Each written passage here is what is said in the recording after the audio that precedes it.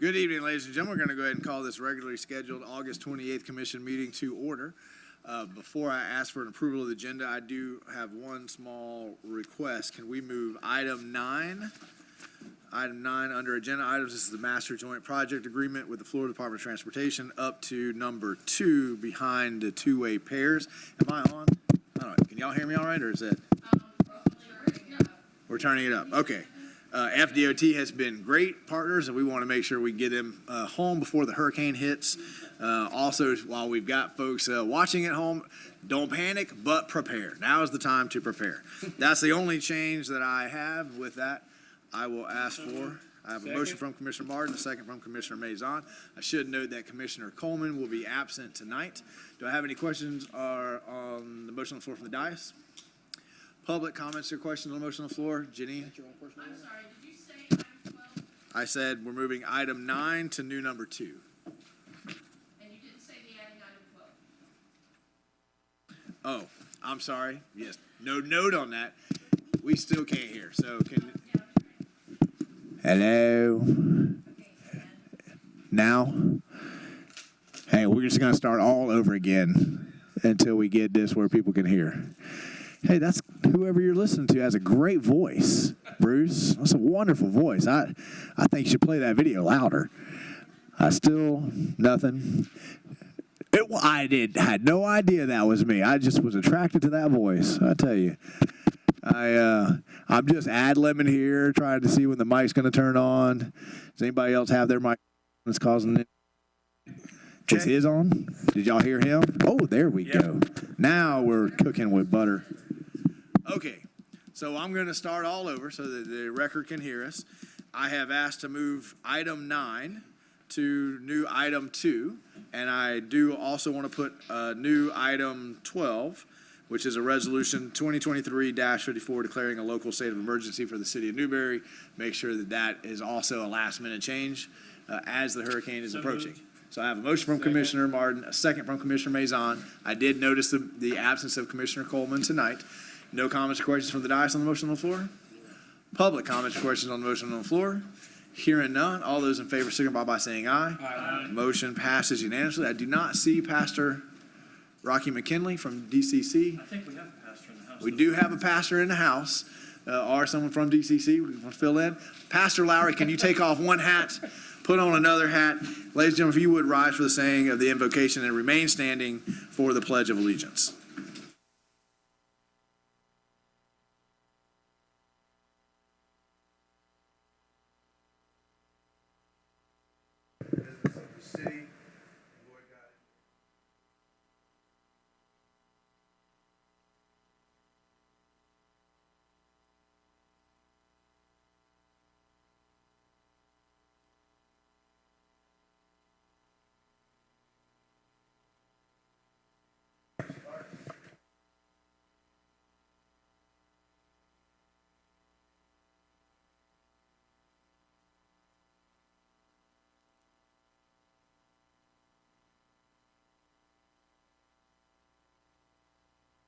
Thank you, Pastor Lowry. We appreciate you stepping in. I'm sure that Pastor Rocky would say the same thing.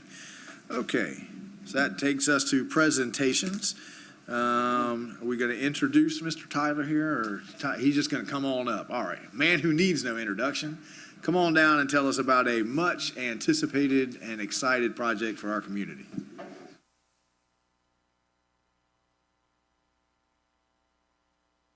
Okay, can you hear me? That's much better. Okay. Thank you, Mr. Mayor. Thank you, Commission, for having me here tonight. I'm going to give a quick presentation, high-level presentation of the much-anticipated one-way pairs project on State Road 26. I'm going to try and keep it somewhat short. I know you all have a lot to talk about tonight, an upcoming storm. So I'm going to give a quick update, but I'm going to start off with my name. I'm David Tyler. I'm the District 2 Transportation Planning Manager for FDOT. I was also the PD&E project manager on this project when it was back in the project development environments phase. So I've worked a lot on this project. I'm very familiar with it. So with that, if you could advance. Oh, I got it here. Let's see if this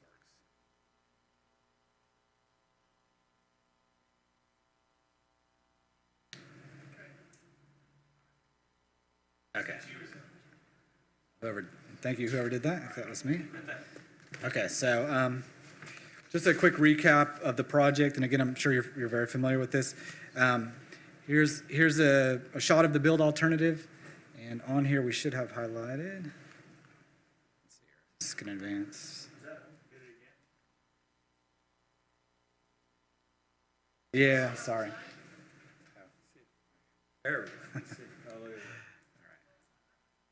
I got it. Okay. I'm back. Sorry, guys.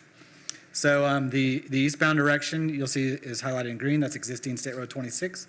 That'll become a westbound only roadway, and it will have two 12-foot travel lanes, on-street parking, a bike lane, and sidewalks on either side. And in the opposite direction, First Avenue will become one-way roadway, which will be westbound State Road 26. And it'll be 2 lanes, 2 11-foot lanes with 8-foot parking, a 6-foot sidewalk, and a multi-use trail on the north side, as shown.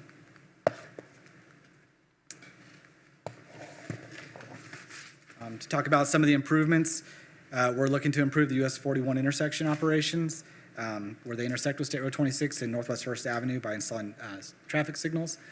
We're also reducing conflict points at every intersection by making it one-way. And we're installing a roundabout at County Road 337, which reduces the conflict points, as shown on the screen there, from a traditional intersection by 75%.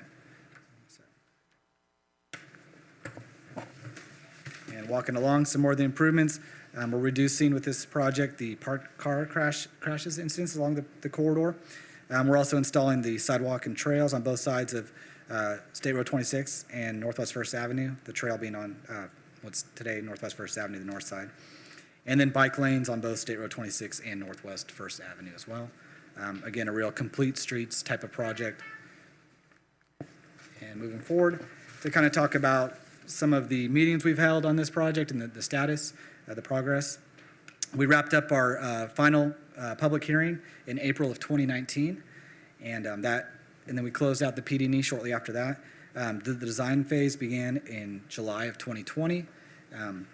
In November of 2021, we made a decision to shift the alignment on the very western end of the project to the south to avoid the abandoned railroad corridor, which we found out wasn't actually abandoned but was inactive when talking with CSX. So we shifted the project to keep it on schedule, and then through communication with you all in the city, we shifted it back. And so we made that decision to shift it back to the original alignment in August of 2022. So we had to go back and do a little rework on that portion of the project. But can I just stop you there and yes, tell you how much our community appreciates you listening to us and shifting it back?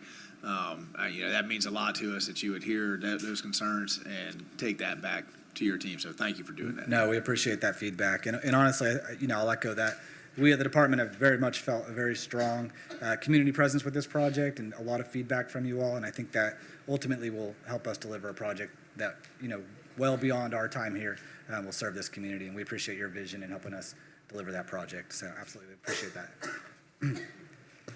So we moved the project back to the alignment that we had shown originally in the PD&E process. And then the active tasks that we're working on now, we're working towards 90% design submittal, which is due this month.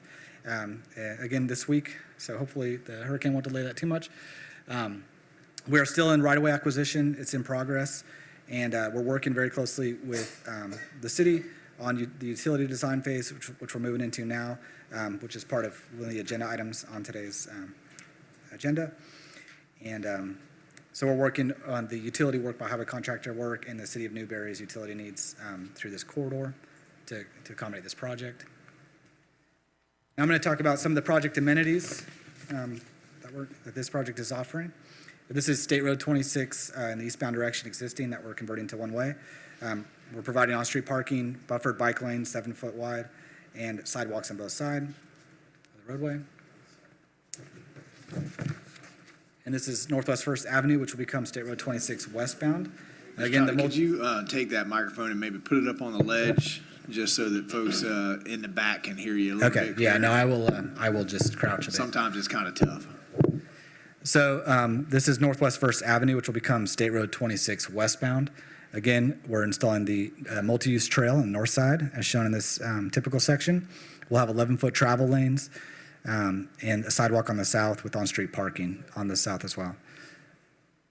Yeah, and the 11-foot maybe should help ease the speeds through there, or that was one of the comments we had during the PD&E. So moving along, another project amenity that we're offering with this project is the decorative lighting. This will be for both eastbound, westbound, and the 9 side streets through this corridor. And you can see the pole assembly there, the luminaire, which was approved by the City Commission and the Historic Architectural Review Board. This represents a $2 million enhanced cost to the project that we're excited to have as part of this project. Moving forward, we're also including side street improvements, resurfacing improvements that we weren't originally intending to do through again, collaboration with the city, which we're looking to do on-street parking where we can fit it, sidewalks, that decorative lighting, and again, that's a $4 million additional enhanced cost that we're absorbing with this contract. We appreciate you guys and your communication on that need. We definitely are glad to have that as part of the project. And moving forward, we're also including some off-street parking amenities.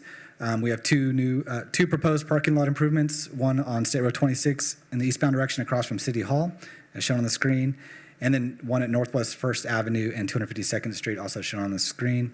$250,000 enhanced construction costs there, just to highlight that. And parking was a big concern on this project.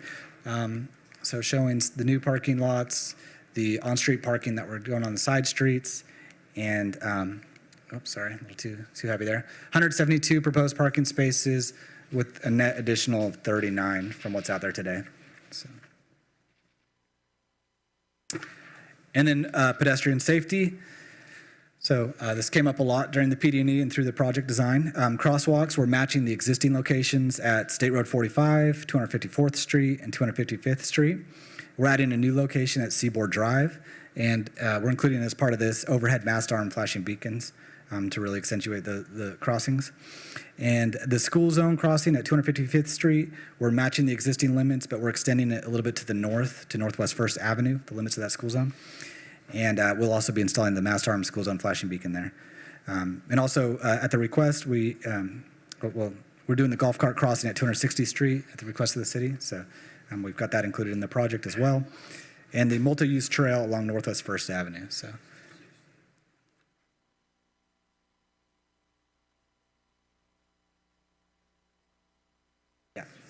Yeah, near the park, that's right. 260th Street. That's so everybody can get to West Fest. Yes. They have an access point across, everybody can get to West Fest. Good. So this is a little bit older version of the slide, so I don't have the right-of-way cost in here, but this details the construction cost. I think we started with this project, it was in the 20 million, 30 million, just about $30 million range. It's gone up a lot, inflation, a lot of that's unrelated to anything we've done, but some of that is the enhancements that we've added to this project. The utility construction costs, we're looking at 10 million. The right-of-way, which isn't shown here, is between 10 to 15 million that we're working through currently. The engineering design is 7 million. The construction engineering and inspection portion of this project is 8 million. So it totals out to about 80 to 85 million total project cost. So it's quite a lot of funding coming from the state to the city of Newberry. So like I said, I'm personally excited about this project. I put a lot into it, and I'm happy to see it coming to fruition. And we're doing what we can to keep it in work program with these inflated costs, where it's at, and even looking at advancing if we can find funding opportunities. Well, before you leave off from those enhancements, I want to again say thank you, because one of the main concerns I think from the commission and the residents was that we were going to create sort of an industrial thoroughfare look, and we want a community road feel. And I know that you guys need to move emergency services through, you need to move people from one county into the next.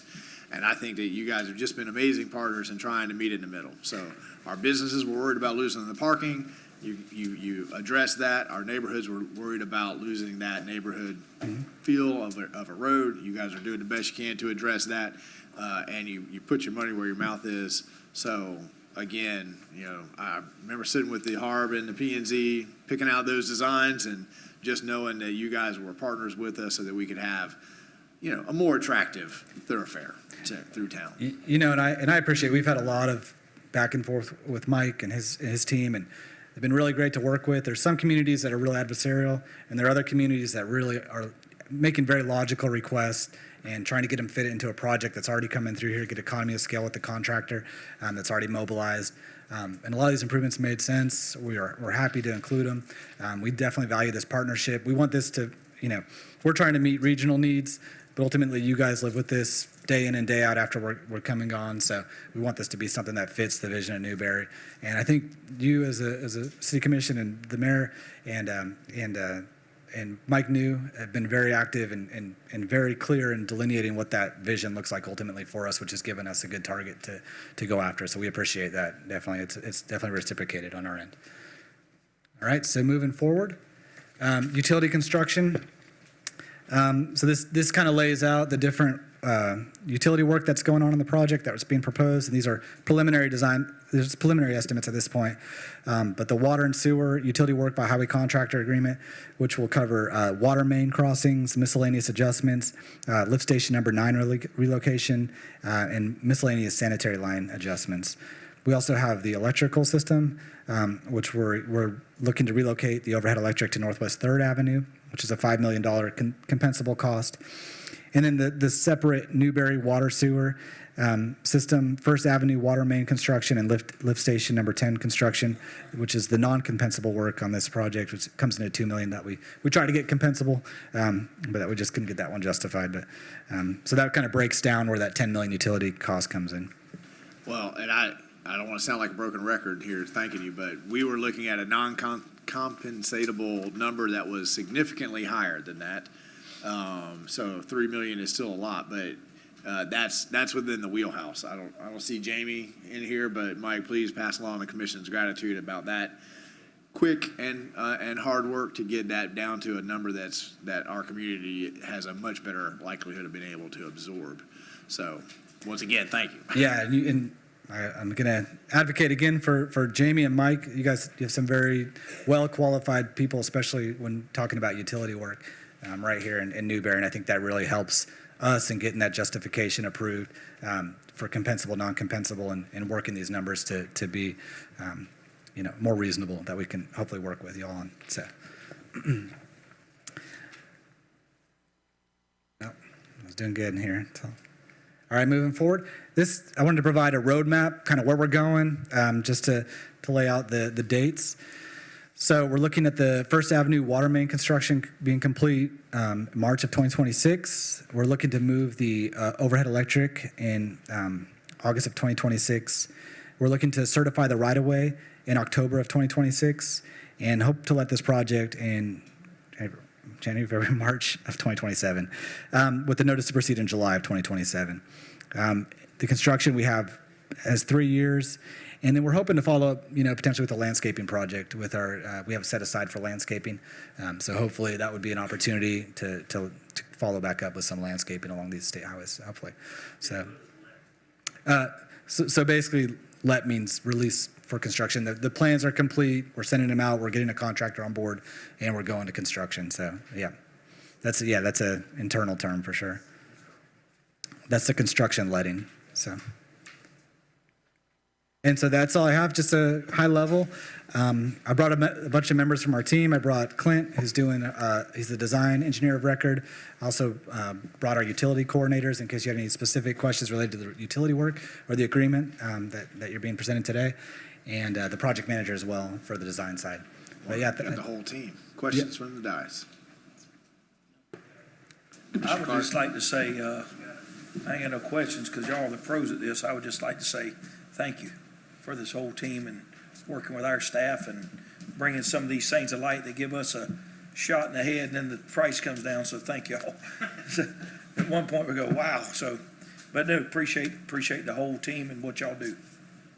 Could you talk to us just a little bit about that 3 years of construction? What could the residents expect? Is that going to be is it a phasing? Is it, I'm in construction traffic for 3 years. Can you give us a little bit more information? So I mean, we could do it a lot quicker if we close the road, right? Get in, do all the work, get out, but obviously your businesses die, people can't access. We're trying to accommodate school schedules with that, trying to maintain access to businesses and really minimize the disruption to traffic through here. But yeah, it'll be an active construction zone. The contractor could be quicker than that. If there's a bunch of weather delays. It could be, that's our estimate at this point, but, it's like any other project. It takes a lot. There's a lot of work going on with this project, and there's a lot of movement of different phasing in the MOT for traffic, but we just want to make sure that people are able to continue to get through town, access where they need to access, and during construction, and that, we can do it in a way that does the least impact to businesses. Yeah, that's a good question, though. It is a long period for sure. Commissioner Martin. David, will there be work on all of it all at once, or you work from the inside out? Is Yeah. there? So one thing the department usually does not do is, dictate means and methods to a contractor. We'll have certain, design criteria and MOT schemes that are standardized. But in terms of if they want to start working on the ponds and not do any work on the roadway, they can do that. If they want to start immediately, they usually do the drainage first, and then we'll come back and do the other parts of the project. But we don't dictate that usually. They have to, so that, I can't really articulate how they're going to plan to come out here and attack, which end they're going to start on, and how they're going to work it. But yeah, we would definitely be working around the school zones and schedules as we get further into the project, for sure. Okay. Any other questions? Good job. Great presentation. Thank you. Appreciate it. Yeah, we're happy to be out here. So, we communicate weekly and daily at times with your staff level. But if you guys want an update more formal, we're happy to be out here as often as you want us to come out. We appreciate the partnership. All right. Well, we appreciate that. Thank you, sir. That'll move us to new item 2. It used to be item 9. Mike, you're going to lead us through I am. Master Joint Project Agreement. Thank you, Mr. Mayor. And Jamie is unavoidably unavailable to be here tonight, so I'm pinch hitting. So if I stumble over a little bit of this, just give me a little bit of grace. To follow through on what David was sharing, though, with regards to this contract, I could not underscore enough how uncommon it is for a project of this complexity and this caliber to move through the process and get the end product that we've got. And I would say it's a testament to the commission and the community, and your staff can have some credit too, but if the commission's not open-minded and says we're not having it, or the community says we're not having any of that, then DOT goes away, and we'll have a conversation again in 10 or 15 years when it's a little more urgent and it's a little more congested on the state highway. So the community and the commission deserve tons of credit for that. I think we always have the city of Stark to look at. Now, they got their FDOT project completed and completed successfully. But a certain city attorney may tell you that there was a lot of pain involved in getting there, and they did the bypass route. And that is proving to be very detrimental economically to their downtown. So I think our commission has made a lot of right choices, but coming up with the twin pairs concept, which it definitely wasn't a Mike New idea. I don't know who first came up with it, but I think it's going to be a real boom for our town and our community, and I'm very excited about it. So the item before you is the approval of authorization to execute a master joint project agreement with FDOT related to this project. So the recommended action is to authorize the city manager to execute. We are marveling that in the contract there's one space for Newberry to execute, and there are 30 for FDOT to execute. So it's a little intimidating. When you go through a project like this, y'all are somewhat familiar with it. There are terms that we don't use often: compensable and non-compensable, which is in their everyday vocabulary. And compensable are the things that FDOT will pay to do that are related to Newberry, that are related to our infrastructure. Non-compensable are those ugly words where they tell us, no, we can't pay for that, Mike. The city of Newberry is going to have to pay for that. And then there's another term called betterment. Again, that's another code word for non-compensable. If we have an 8-inch water main and we decide we want it to be a 12-inch water main, well, that's a betterment, and FDOT doesn't pay that. So I'm beginning to become more acclimated to those terms, and we are trying to get a project, like he said, one that makes sense. If there are opportunities, and side streets would be a good example.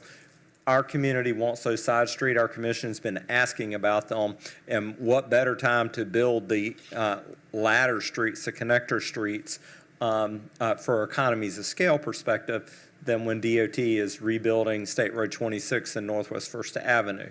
And so we talked about them getting that work put into their contract, and it was only later down the road that DOT found some funding to go ahead and do that for Newberry. But that's an example of the partnership. So the joint project agreement that we're developing is standard when cities and FDOT have a contract such as this, and there are going to be, typically it's related to utility relocations, but any improvements on city infrastructure. And this being an overarching document, there's not a dollar amount associated with it today. What comes next are work orders, task orders, and each one of those task orders that will come in the future per the JPA will identify a work scope, identify a time frame, and will identify a cost. Now, we like the ones where there's payment and DOT's paying us, but I'll tell you, those are pretty rare. Typically, they've identified a work scope that their contractor is going to perform something that's Newberry's responsibility, but their contractor's on site, and it just makes sense. Their economy is a scale for their contractor to do it. They've negotiated a price on our behalf of whatever it is, and their contractor will perform work. It's not a blank check. This commission will find out about every one of those that exceed my signing authority, which is $25,000. You'll find out about all the rest of them by virtue of an email, but they won't come back to the city commission for approval as long as they're below my signing authority and that we've budgeted for them. If they exceed my signing authority, they will show up in a regular city commission meeting that we're proposing a work order that will come under the umbrella of this joint partner agreement or joint project agreement with FDOT. So I think that kind of covers what a JPA is. It's a master agreement that will cover us for the next 7 years for this project. And if you have any question, I'm available. If there's anything I can't answer, either Clint or David are experts on these things, and they'd be happy to answer any of your questions. Commissioner, have any questions? Commissioner Farnsworth.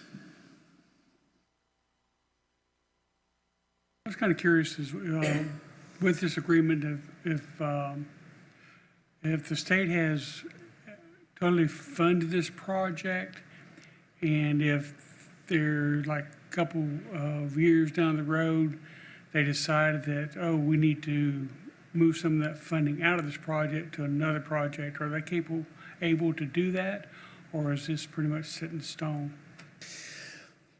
I don't think this agreement sets it in stone. This agreement recognizes that it is a funded project that is going to move along.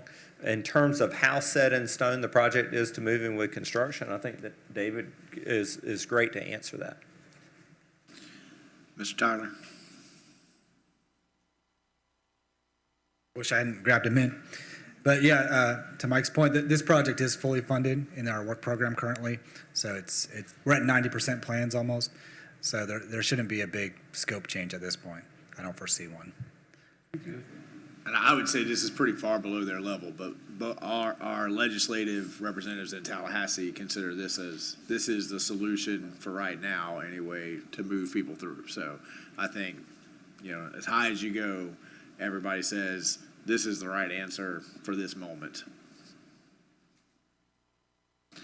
Other questions? Mike, help me understand. I just don't know how quickly we need, if there's a $30,000 contractor that we have to pay, we meet twice a month, once every 2 weeks. So are we going to need to have some emergency meetings? I mean, it sounds like in a 3-year process, there could be, we're doing this all the time, How urgent would these need to be? Is once every 2 weeks fine? Mr. Mayor, my experience with FDOT is limited, but I would say that for those, most of the items that we'll be approving on this won't be emergencies. Something the contractor just discovered something that was unforeseen, and they need a decision tomorrow. Because typically, what my experience tells me is that DOT doesn't want them to stop, and DOT is going to authorize them to perform the work, keep going, get us a price, you guys keep going, and then the horse is out of the barn, so to speak. DOT will then say, Newberry, we interpret this to be y'all's cost. We're going to work up a work order for this. It exceeds your signing authority, Mr. New, so we know that you're going to take it to the next scheduled city commission meeting. But there's plenty of time in that. So FDOT does kind of pay up front ahead of time, and then we reimburse FDOT. They would. So that gives us. Yes, sir. That gives us time. Okay. That's correct. All right. That was any other questions? All right. Hang on.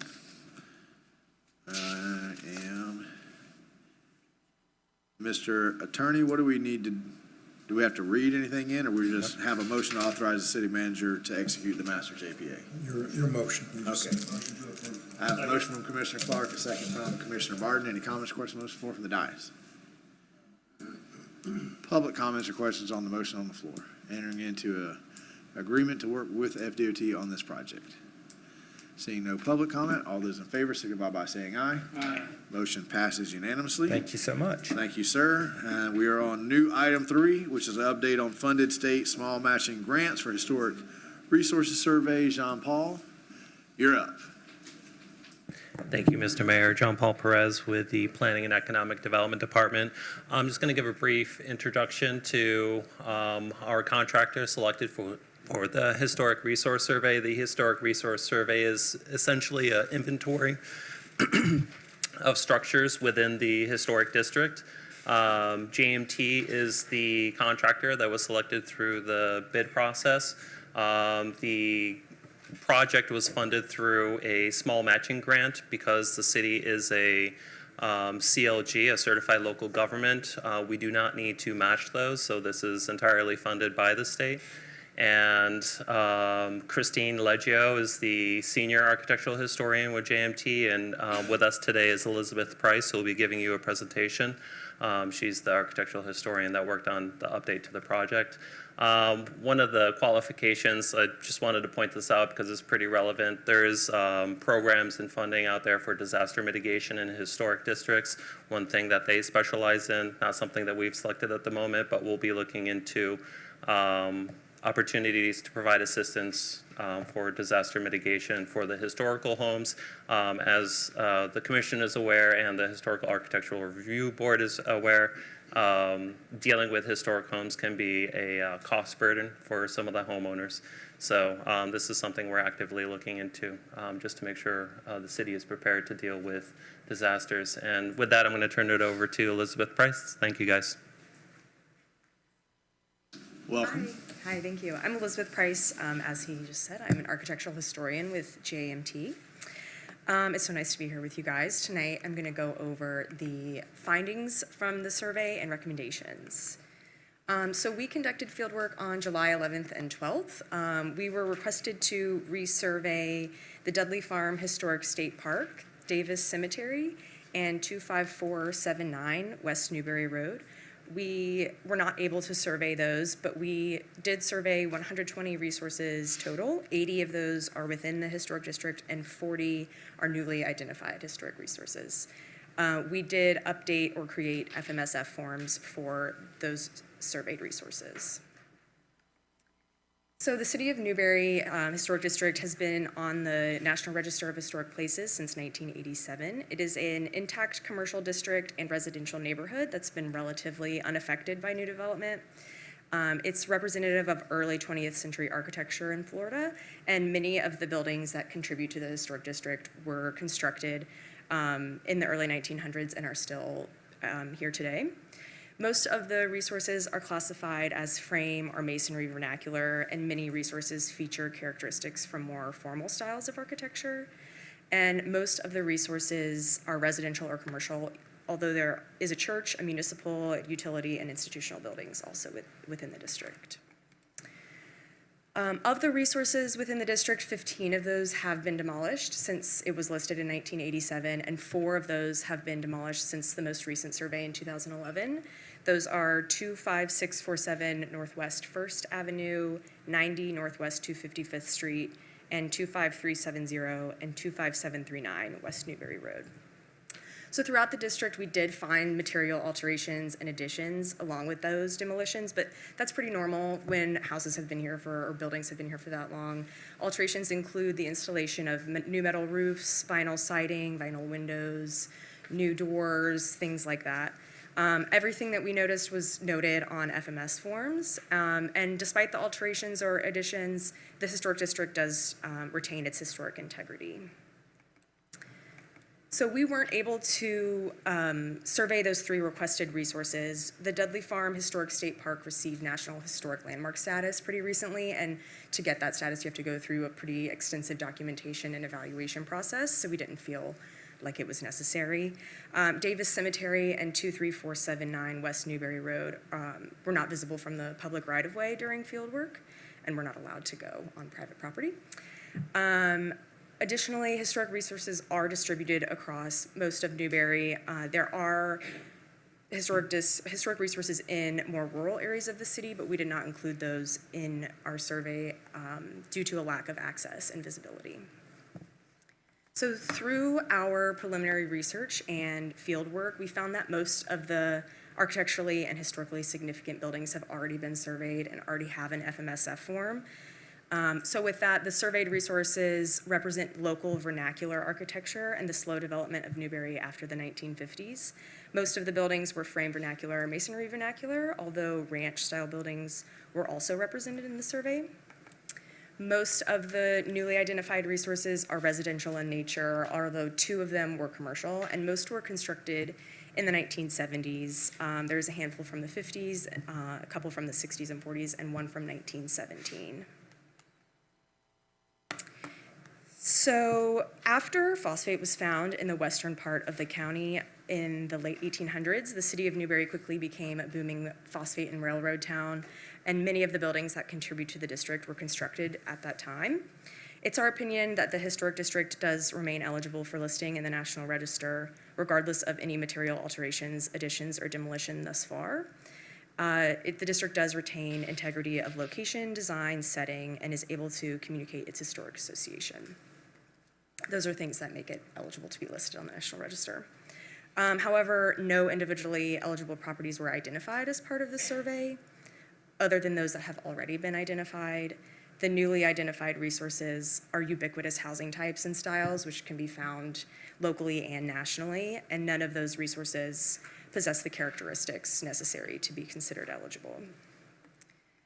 So we recommend implementing an overlay district for the City of Newberry Historic District that can provide some regulation over the historic buildings in regards to new development or any new redevelopment projects. We encourage residents to preserve and renovate existing historic structures instead of demolishing them. We recommend requiring developers or property owners to complete a recordation form of any historic building that will be demolished.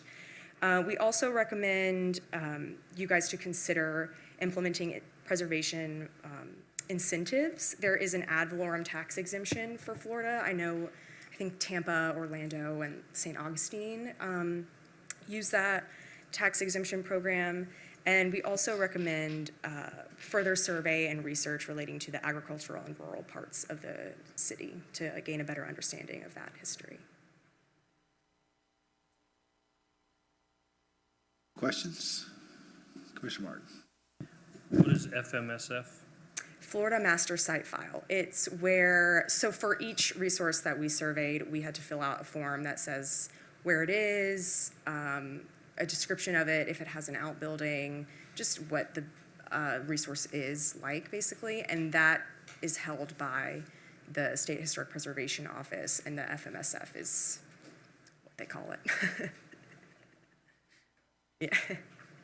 Commissioner Clark. Wouldn't this be where our CRA comes in to start giving some of this, the consideration for incentives for the Could be some preservation. overlap there. Community Yeah. redevelopment agency, there could be a We little could bit, be but that's y'all's overlapping to them. decision to decide if you want to use that as one of the incentives, one of the funding the source for incentive. incentives. Yeah. Cool. Other questions? Nice presentation. Thank Mr. you. Martin? Thank you, guys. Just so I'm not assuming, do you have the information about how that ad valorem taxing applies or how it works or I anything? don't have an answer to that, and I'm sorry. John Paul is almost an expert on it at this point, though, so. Thank you for that mention of confidence. Unfortunately, I'm not. Working on becoming. I know that there is that a way. bill that makes it routinely to the Florida Senate that never gets approved for Main Street communities. That is to increase it. But how it actually functions is not something I'm familiar with. I can bring it back as an informational item to the commission. Dallas may have a little bit of information on it. Mr. Mayor, City Commissioners, we presented the historic preservation ad valorem tax incentive a few years ago. The commission decided at the time that the amount that you would need to invest to earn the credit didn't really make sense. But we're happy to bring it back if the commission wants to look at it again. I can bring out the old presentation. It essentially works like your other tax ad valorem tax incentives. And I believe Alachua County has one as well, which would apply within the city limits of Newberry on their portion of the property taxes. Is that it, Commissioner? Could you talk, you said the district as a whole could be eligible to be on the National Registrar. It is on the But National It Register. is on the National Yes. Registrar. We don't need to do anything Nope. about that. Nope. But no individual building is eligible.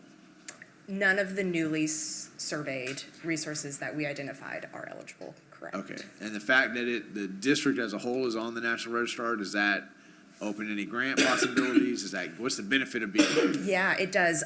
There are tax credits that property owners can get if it's an income-producing property. You have to, basically, you're inviting the National Park Service into your project, and they can, tell you what you can and can't do, and they are very strict with their rules and regulations. But And they never answer emails, I can tell you right now. It's very hard. that would be the biggest plus to being in the National Register. Okay. Yeah. Any of the buildings that were surveyed previously, are they eligible to be? Yes. Okay. Yes. But that each individual property owner would have to be the applicant, or can the city be the applicant? Individual owner. They have to be the one to spearhead that. Yeah. Okay. All right, thank you. Yeah, I no appreciate it. problem. Any Thank you, other guys. questions? Thanks for the presentation. We appreciate the work. That takes us to compensation study results. Dallas, are you going to introduce? Yes, sir, Mr. right. I'm trapped in here, so I'm not going to go. Yeah. You got a microphone. Mr. Mayor, City Commissioners, during this year's budget process, you allocated funding for us to complete a compensation study to ensure that our employees are paired fairly and at the market. We procured PayPoint HR to produce that study for us. They're leaders in the area. Part of the reason we selected them is they have a much more data-driven, but also people-friendly focus. A lot of focus on how our employees feel and what's driving them. So with that, I'll turn it over to Dr. Rick Campbell, who will present the study. All right, well, make sure I get up, and everybody It's can a hear little me. hard for tall people. We got to figure out. Yeah, there you go, that just adjust part, my yeah. height a little bit. Well, thank you for inviting me here, despite the weather and everything else. And part of my process is to be open and transparent, so please feel free to ask any and all questions. And that's just the way I choose to operate, and that makes the most sense to me. A lot about this project. We essentially have, and what's going to be communicated here tonight was also communicated to employees and administration. So just to be an open book to everyone, that's the most fair and upfront way that we can do things. So we have in our approach basically 3 yardsticks, the way we look at compensation. The first yardstick that we use, we look at the classification, looking at the knowledge, skills, and abilities that all positions have. Now, you notice I didn't use the word individuals. We're talking about the positions. whether or not it's the current employee, future employee, past employee. It's about the job title and the functions of the job. And we create a hierarchy based on that. So for example, a supervisor of 20 employees would typically get paid higher than a supervisor of 1, though not always. But based on knowledge, skills, and ability, you can create a hierarchy or a yardstick. Second yardstick that we use is we ask similar communities, what do they pay for the same work? So it's beyond just asking job titles to job titles. It's the functions of the job is what we're asking for. So we're asking what surrounding organizations pay and creating a hierarchy based on that. And then the third yardstick that we use is we look at org structure to make sure that we have the levels 1s, 2s, and 3s in the appropriate order. A lot of times that can be based on years of experience. Sometimes it can be based on certifications, lots of different reasons. But to make sure that the org structure is preserved overall. Now, the reason why we go through that additional complexity, if you will, is basically based on experience. One of our earliest clients, a community in Missouri that has over 100 parks in their city, which is a crazy high number, even though it is a university town, that is what they valued. But when you do just an external survey, looking at comparative organizations, similar size, similar socioeconomic factors, Parks and Rec for them was down here. But where they fit in the org structure for Parks and Rec, they were up here. And the knowledge, skills, and ability that those employees had to have was up here. So fair pay wasn't necessarily what other people thought or valued the work. It is what the community valued in that case. Now, we look at each individual job title in that fashion so that we make sure that at the end of the day, through basically 3 checks and balances, if you will, what is fair pay for Newberry?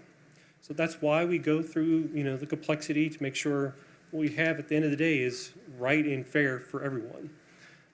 You'll see in the, yes, sir. Can I ask you there, who was involved in developing the org structure yardstick? Was that something you guys looked at the resources the commission delegates different, and you said, okay, looking at the way you delegate resources, we're pulling this out of? Was that a partnership with our staff and you to say this is what our community prioritizes? Tell me who was involved in It's not necessarily figuring that the out. big picture kind of prioritization of Parks and Rec versus electric utilities or any other from the grand scheme of things. It is more from the perspective of existing org structure charts, where the hierarchy fits in. A good case in point that often comes about in these studies is how does senior leadership, how do they stack up? Some communities, whether or not you're not picking on one title or another, you can have a library director and a police chief, for example, while their knowledge, skills, and abilities and their impact of the police chief is typically much higher than a library director. Some organizations may value it and place them at the same level of the organization. So on a bigger scope, that's where that would come into play. Can you give the folks watching at home an example that's Newberry specific that was pulled out of this part of the metric? Oh, so for a clear example would be, relative to electric utility.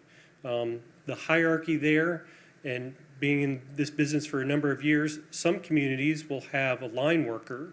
It'll be a level A, then a B, and the B being higher.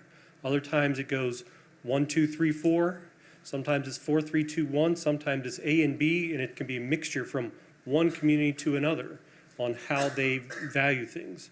Now, those titles are relatively straightforward because there is a journeyman process where you're taking exams along the way. You have to have a certain number of years of experience in order to even apply for it. But the nomenclature one organization uses versus another can be vastly different. So making sure that the recommendations at the end of the day, we're not putting an apprentice above somebody who's fully qualified, in terms of the recommendations.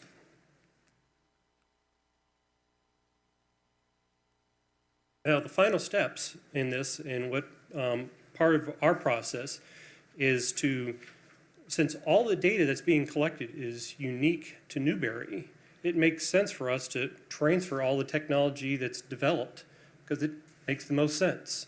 So what we come up with is all the factors as part of this process, you know, the comparing the knowledge, skills, and ability to what the market pay is a algorithm that we end up giving to the city so that going forward, you have a way of placing new job titles that come about that based on your needs, or when job titles take on additional responsibilities, you have a analytical way of saying, well, how much more should we pay this title?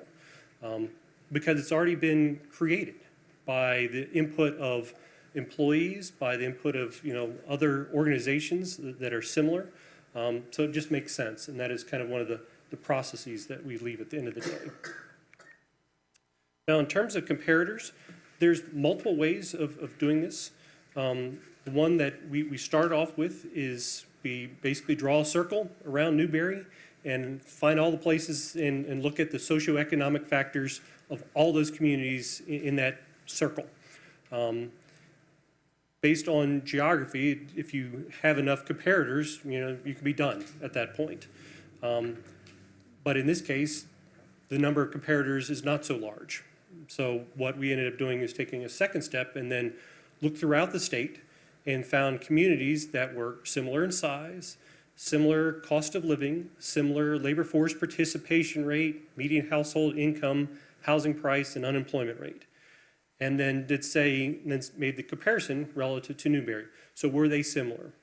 You see the 17 that responded there, but the survey went out to a much larger pool. The full list and all those details are in the full report as well, so that not only you, the commission, can know it and see it, the citizens can see it, employees can see it, administration. So it's, again, all transparent as part of this process. Those are the organizations that chose to respond. It has come to my attention that as part of the Freedom of Information request, some of the other local communities have subsequently, you know, voluntold to send their information. And that's good and fine. There's not bad information. What that will give you, though, is yet another tool to say, well, where you want to be organizationally relative to these other three organizations. So it allows you to move the needle a little bit more. But as part of our process, you have all the facts. So it's a very easy thing to make any kind of future adjustments. Yes, sir. Actually, there. So, you know, we've got some cities up there that I think our residents would say, how are you saying we're like West Miami, right? So could you speak a little bit to how you compare a city like Newberry to a city like West Miami, and then to the lack of more local respondents? I guess the question is, well, why is the study finished if we didn't get those local people in? Now we've got that information. Is your firm going to take that information back and integrate it into the study and see if the numbers shift now that we have that? So two questions there. Yeah, take either one how you want to take Two loaded questions. Yeah, they're good ones. So typically the answer is no on the latter, but can be. So that would be a discussion that I have with the folks here in the front row. Possible. I'm not going to say absolutely no. But practically speaking, the approach, you can compare yourselves to communities across the country. It is possible to say, are they the same, similar size? Do they have the same housing price? You know, the income of people. Is it the same? Do they have the same kind of unemployment rate? You know, if you can say that the city as a whole is the same, geography means less. Now, again, practicality, just exactly to your point, is, well, I know what my neighbor over here makes, and that is just a natural reflex. But that does not invalidate, you know, that even in the West Miamis, in this case, you look at all their facts, you know, that is presented in the report, and you compare them up against Newberry, they are within 3 standard deviations of all those different metrics, not just one, all of them. So that makes them a fair comparison. We send them out to a large pool. Now, when you don't have enough data, if you were to compare yourself to just the couple cities nearby, that wouldn't be a fair comparison at all, because those individual places could have different priorities than you. And from a mathematical or statistical perspective, that's a bad comparison. And it also can lead to you always, chasing somebody else. That's a good reference point, certainly. But what you want to do is make sure you have a wide enough net so that at the end of the day, you can say to taxpayers and also to your employees effectively, these are similar markets. This is what these communities are paying, wherever they may be at, and therefore this is, and then from that information, you make the strategic decision, all right, where do we want to be relative to that? And I use that terminology specifically because for each job title, what you have in the report is what the 20th percentile to the 80th percentile and everywhere in between for the entire market for each title. So what we've done at this juncture is place the city, with the direction of Dallas and Mike, of placing it at the 50th percentile, meaning half the organizations pay more and half less. If based on this new information that you say, well, we're going to be higher because that makes the most sense to us. Well, you have the facts. This is where it comes in. Or you may say, based on the dollars, you can't be there. You want to be lower. Okay, you have the facts still. So this additional information does give you a way of moving the needle up and down the scale, but it doesn't necessarily have to change the scale itself. Go ahead, Commissioner Clark. I think this is complicated enough. We should be asking while it's kind of Fire fresh in away. the brain. Yeah, so, I hear you.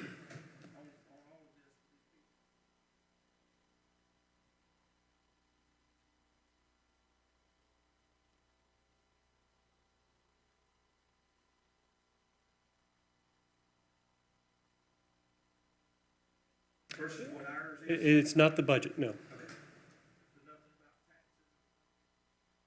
No, it boils down to, you can think of this, it's like, what is the ability of an organization to pay versus the tax rate in which the city wants to charge their, employees. Because it's, some commissions and city councils may want higher tax rates or lower tax rates, and that would change, the budget perspective on things.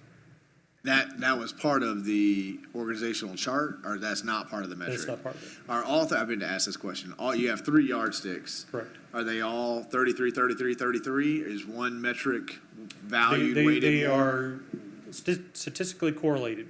So they're not weighted that you get 1/3 on this one and 1/3 on this one or any kind of percentage. It's how well do they line up? And there's a chart later on showing at least, the two of them, how well they line up. Commissioner Mazon, do you have a question? I don't want to jump ahead of the presentation, but I want to, because you will No, forget. when you said bad comparison, are the names that are not on here, are those bad comparisons? And do you have a list of all these cities that you did try to reach and they didn't? Right, reach? so in the report itself, it will show you all the cities that were reached out to. So there were 57 in total on that one page. Let's see if there was any additional ones. And there were 2 additional ones that were requested, both the county and a private organization, so 59.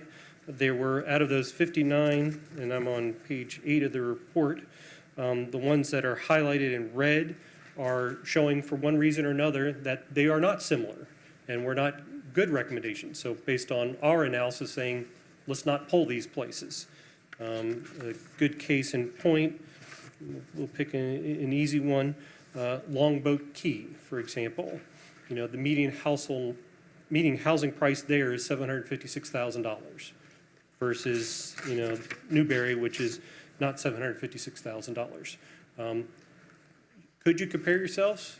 Yes, but then, all right, where do you fit in relative to them? That's a much harder argument. It's easier as if you have a collective pool that are all relatively similar, where do we want to be relative to these similar organizations?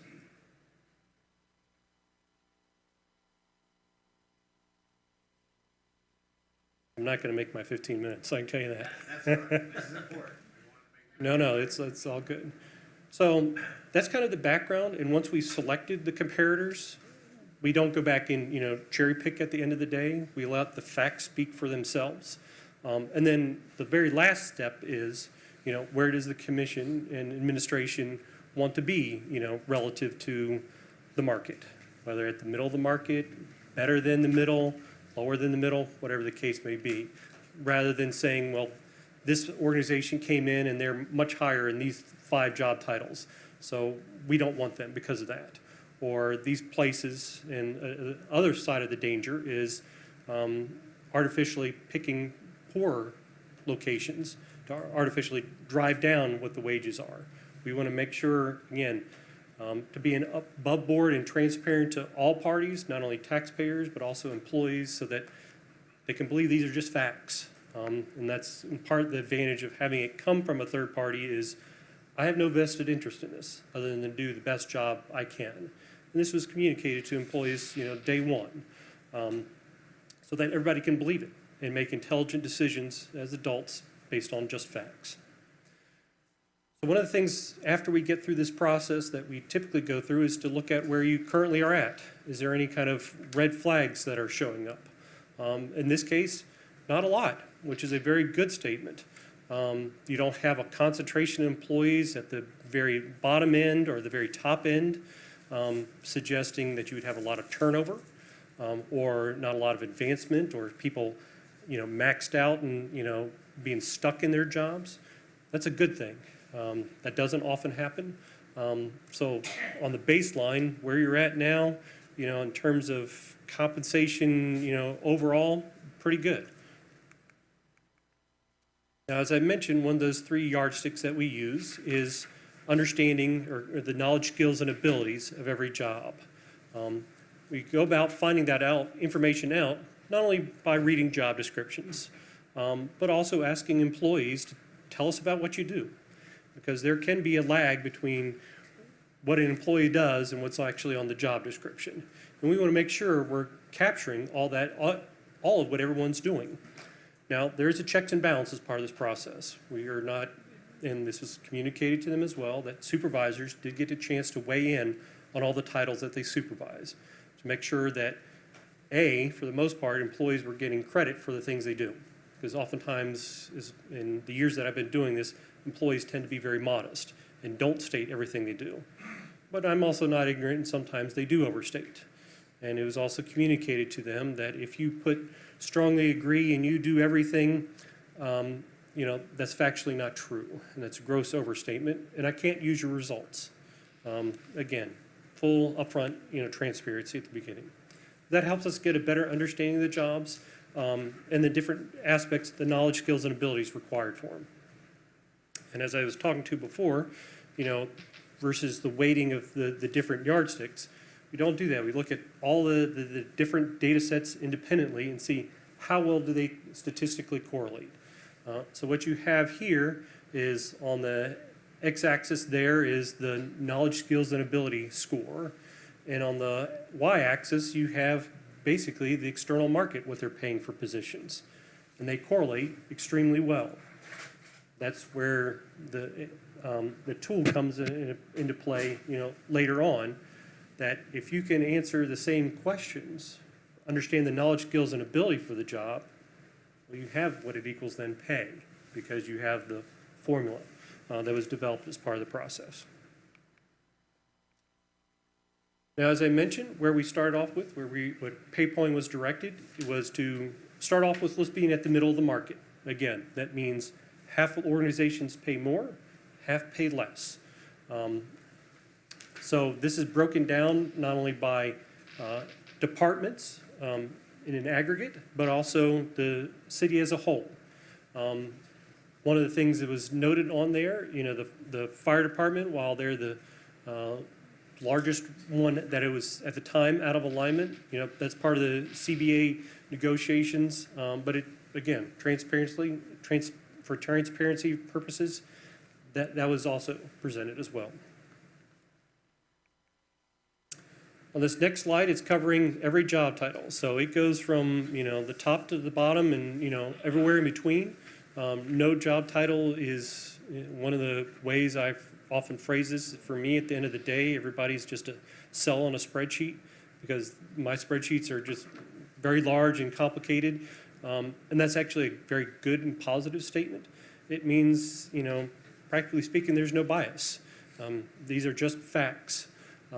So one of the things that's highlighted there, you can see, for the most part, most of the job titles in the fire department were out of alignment. May not be a surprise to you, though it may be as well. But we looked at, again, every title independently. The first groups are the ones that are substantially below market, and that means more than 10% away from that middle, if you will. The positions that are just below, 5 to 10% below, are also highlighted. Now, for titles that are right at market, our recommendation was no changes needed because you're right in alignment. And for positions that are paid currently better here at the city than other places, our recommendation is to allow time in cost of living adjustments to bring those titles back into alignment. Usually when you make this statement that you're going to reduce wages, people at very best will go see you later. And that's not the intention of a compensation study. It is to, practically speaking, let's address the people that are paid well below where they should be and bring them up close to where we can. That is typically the goal. Now the recommendations, in a large part, was to piggyback on what you already have, creating a slightly different compensation grid there. One of the aspects that we had was to start with the minimum wage of $15 an hour, which can be a controversial aspect of things. This is in general for full-time employees. And the practical matter of things is you can go to Walmart or anywhere else, and 15, they're paying a lot of times better than that. So even from that perspective, that is the effective floor nationwide. That is the reason for that, even though certainly the federal law is still at $725. The spread from min to maximum, we recommend at 50%, because the market average in all those organizations that we polled for each of those job titles is 54.5. So again, being consistent with what other organizations are in the area. That is how the matrix was constructed. From that produces kind of the salary recommendations. We identified 2 positions that were below the minimum of the grade. And there's a relatively minor adjustment for those 2 positions. 32 positions in that large group that you saw, that also includes fire, were substantially below market, and the recommendations for there was the $202,000 number. Again, this is an estimate based on the hours that they currently worked and whether or not they've already been addressed in the CBA negotiation. So these numbers can be, the numbers that Dallas would present you might look substantially different because it already may have been taken into consideration. But this is based on our calculations. Yes, sir.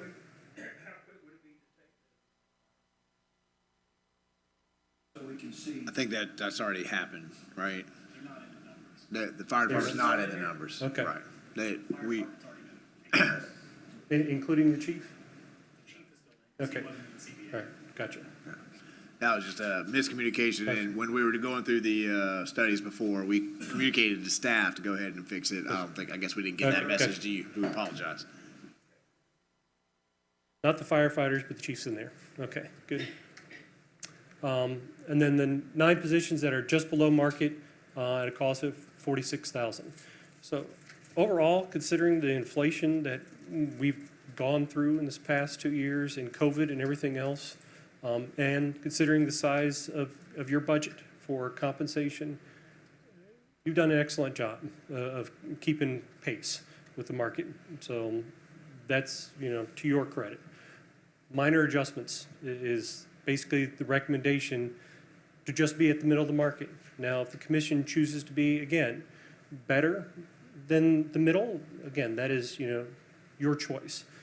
But all the data is there to make whatever, decision that you want to make.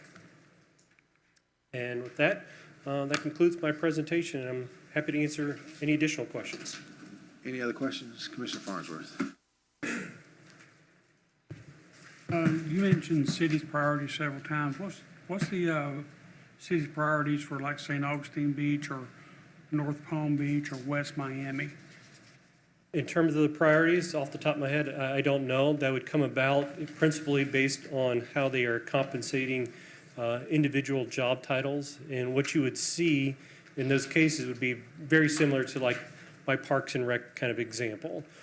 So for them, they may have a higher concentration relative to aspects, probably on the Parks and Recreation side of things, considering their location. They may value them higher. You have the unique aspect, or relative unique. There's not very many municipalities in the country that have electric departments, period. And I work all over the place, so I can make that statement with a high degree of authority. So that makes you unique in how you value, that aspect of things. You don't have currently a police department, though an organization of this size typically does, right? Again, there's all different things that the uniqueness of every organization has to be taken into consideration. But you're also, and that's one way of looking at things. The other way of looking at things is that for those same job titles, you are competing with them for labor. So the pool is whatever it is, and if a certain organization wants to pay $10 more an hour than you do because they value it that much higher, so be it. That doesn't mean that position is necessarily overpaid. It just means that is more highly valued. A hard time believing that we are competing with West Miami. Right. For... Again, there's two different ways of looking at it. The one is who you are attracting and retaining employees from. Who are your competitors for labor, right? And those would be principally within a certain geographic region. Typically most people will commute, in some municipalities at least, no, not where I live, an hour would be pushing it. Beyond that, it's a stretch. Now, in where I live or grew up in Washington, D.C., people will commute far longer than that. But that's pretty much the limit. While in communities like in Chicago, within an hour, you could have 1 million people in, 70 different cities of that size. You don't have that benefit here. If you were to draw that same circle, within an hour's range, you may be only limited to a really small handful of places. Are you going to make, on a small handful of organizations, adjustments to your pay just on a small number? Well, I think and the math says down no. to Miami or to or North Palm Beach or St. Augustine Beach. I think something more local would be a lot more conducive to the study. Right. So there's two groups that are identified in the report on page, and I will pull it up to make sure I have it for you. It's on page 8. So there's two groups. It's table 1 and table 2. So the ones that are local, within the 100 miles or so, that's the first group. And there is 23 organizations within that 100-mile range. That ended up being a pretty small number. So then we made the suggestion, well, let's expand it and find other organizations that are similar socioeconomically, that are facing the same, they have the same ability to pay employees.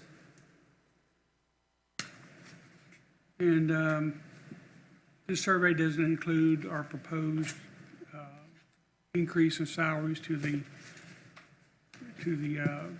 employees that's proposed in our current budget. It doesn't. Does not.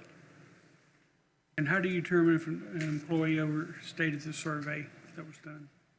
How it overstates it? How do you determine that they overstated it?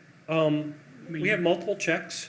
There does need to be checks and balances for your, because in my experience, it's employees being modest and understating what they do is the problem I face more often than people being overstating it. Both are wrong. Because I like being fair to everybody, not only taxpayers, but also employees. So a lot of that comes about by the manager review, make sure that a second set of eyes looks at it, what employees put down. But it also has to line up with, the org structure. Does all of a sudden the apprentice have, far more impact than, the supervisor? If that came about, they would say, well, that's obviously not true. It would also show up in that third yardstick in the market, So we have multiple different ways to make sure that every single piece makes sense. If you rely on just one of those yardsticks, then you run into the danger, exactly what you're talking about. so you didn't take after the survey, take it to the department head and say, is this what they actually do? Yes, that's what they went to the manager review for each and every job title and responded to the survey. Correct. Commissioner Farnsworth, you done? Yep. Commissioner Martin?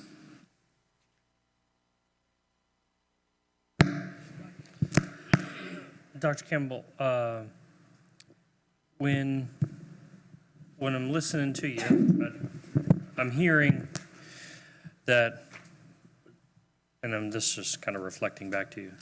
So there's some concrete numbers that you can look at, median household income, pricing on housing and things like that.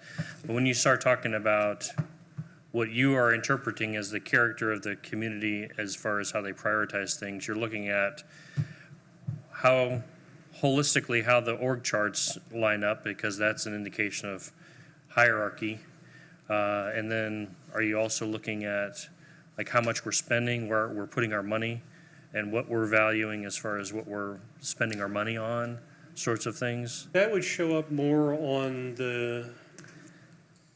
in that case on how you're valuing certain job titles and how you're paying it versus the budget priorities of the commission. Okay, all right, Correct. all right. I think I got you. Other commission questions? Is this 3 yardstick methodology, is this the same methodology you take to every city, or did you design this methodology for Newberry? So holistically, I've been applying this same kind of idea for the past decade, for multiple different communities, large and small. But all the data that gets fed in and all the different factors are unique to Newberry. So when I worked several years ago, and the personnel is no longer there for Lake City and Newberry are not the same. So it would not be appropriate to use the same factors for both locations. Now, do organizations like mine have a cookie cutter approach and apply it the same everywhere? Yes, they do. For me, that doesn't make the most sense. Because easiest example is that you have an electric department. That needs to be taken into consideration and how it's valued. If you don't, then you're not being, the results that you present are not as accurate as you possibly could be. So when you get a client, you work with that client within the same methodology, but to try to align it with that community. Correct. Because one of the things I don't know that I quite understand is, I know we had to send out a survey to 32 organizations, you said, and then we only got 17 back. Is that right? Did I get that wrong? Higher number than that, but yes, correct. Okay, so I guess my question is, this is what your firm does. Correct. How come there isn't just sort of a database full of information? I know that this information has a time limit on it, but if you're doing, how many of these studies do you do a year on average? Dozens. Yes. Dozens a year. Yes. So you do dozens a year. Why wouldn't we have a bigger data set already available to us? Because you've done this kind of work dozens of years. You've already got Fair lots enough. of these. Usually, the results of a study, for example, if you don't have extraordinary circumstances like COVID or high inflation. Most studies should last you several years, 5, 6, 7 years. There's no reason to update it. Things usually don't go out of alignment that quickly. But when you have dramatic things happening, then things become more reactionary with different cities. So for example, I worked for the city of Largo before COVID, and then I worked for the city of Largo 2 years later, right after COVID, because things had changed that dramatically in relative to housing prices and things like that. They needed it. So you're always playing catch up to some degree. But nominally, could you do that where things aren't moving long enough where you can have a relatively well-defined database and pulling information regularly? Yes, you can. And the state tries to do that through the PEPI survey, where they do poll a number of different organizations throughout the state to try to keep that relatively up to date. A lot of organizations drop out of it, so how reliable that becomes is a question. But the answer is you could, theoretically. Practically speaking, it's a lot harder to do. And is 17 respondents, is that a large enough data set? If it wasn't, I would not be standing here presenting it. And then when you have the results, do you kick out outliers? Because I mean, I think one of the things when it comes to government is we all know that there are some governments who just have more revenue, to Commissioner Clark's point. So they pay just because they have the money. So they pay it up here. Does that now become the new top of the market because somebody's paying that? If you were to use an average, in some organizations like mine, like averages all over the place, well, they lie for that exact reason. So that's why my statement was that 50th percentile says 5 organizations pay higher. It didn't say how high, so they could be twice as high, 3 times as high. That's fine. They'll be way up here. That doesn't mean there's also one that's 3 times lower than you. The middle didn't change. It's not an average. It's a counting number. So another good perspective is if you were at the 30th percentile, that means 3 organizations pay less and 7 pay more. Not how much more, not how much less. It just tells you where you are relative to those organizations.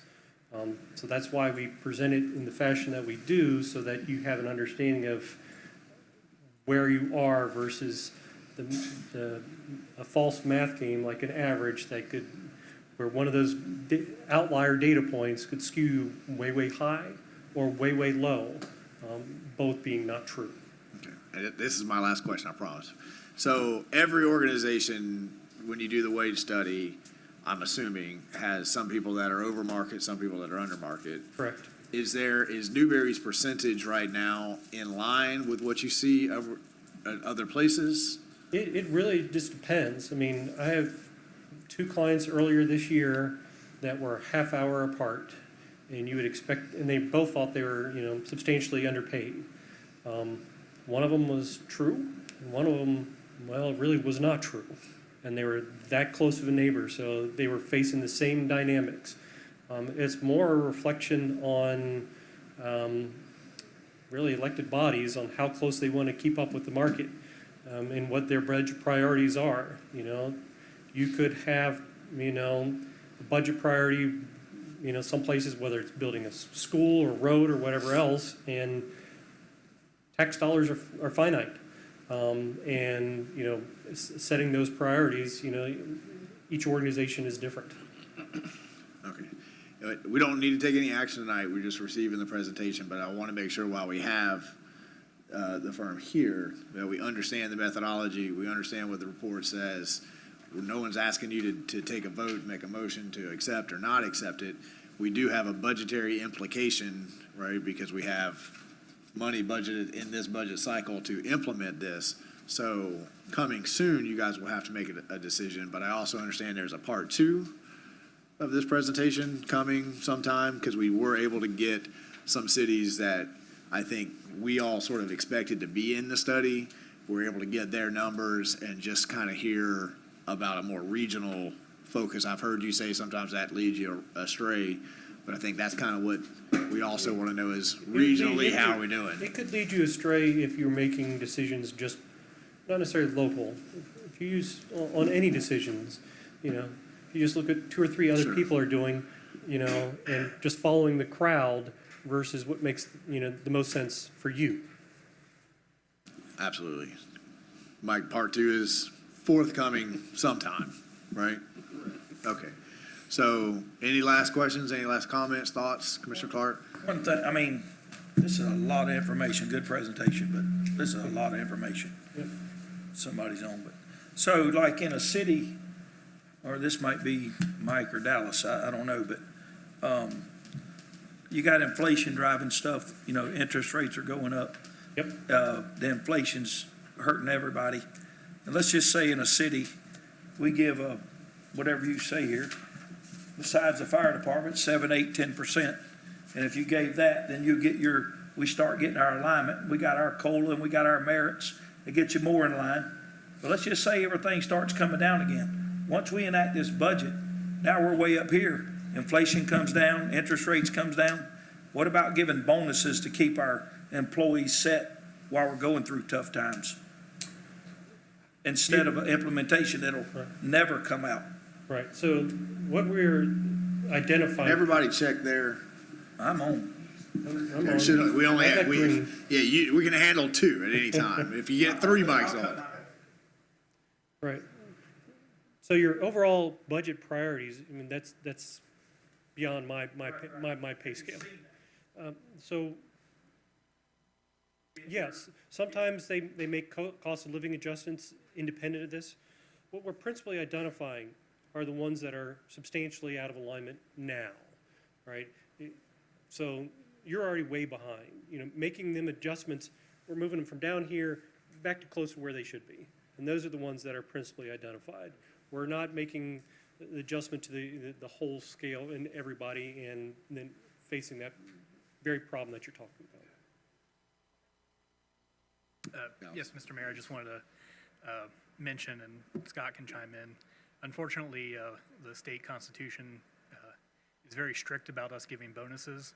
Has to be very strict reasons why we give bonus. That's enumerated in ordinance and for specific reasons. So that's why we tend not to give bonuses as part of our pay structure. We'll have that.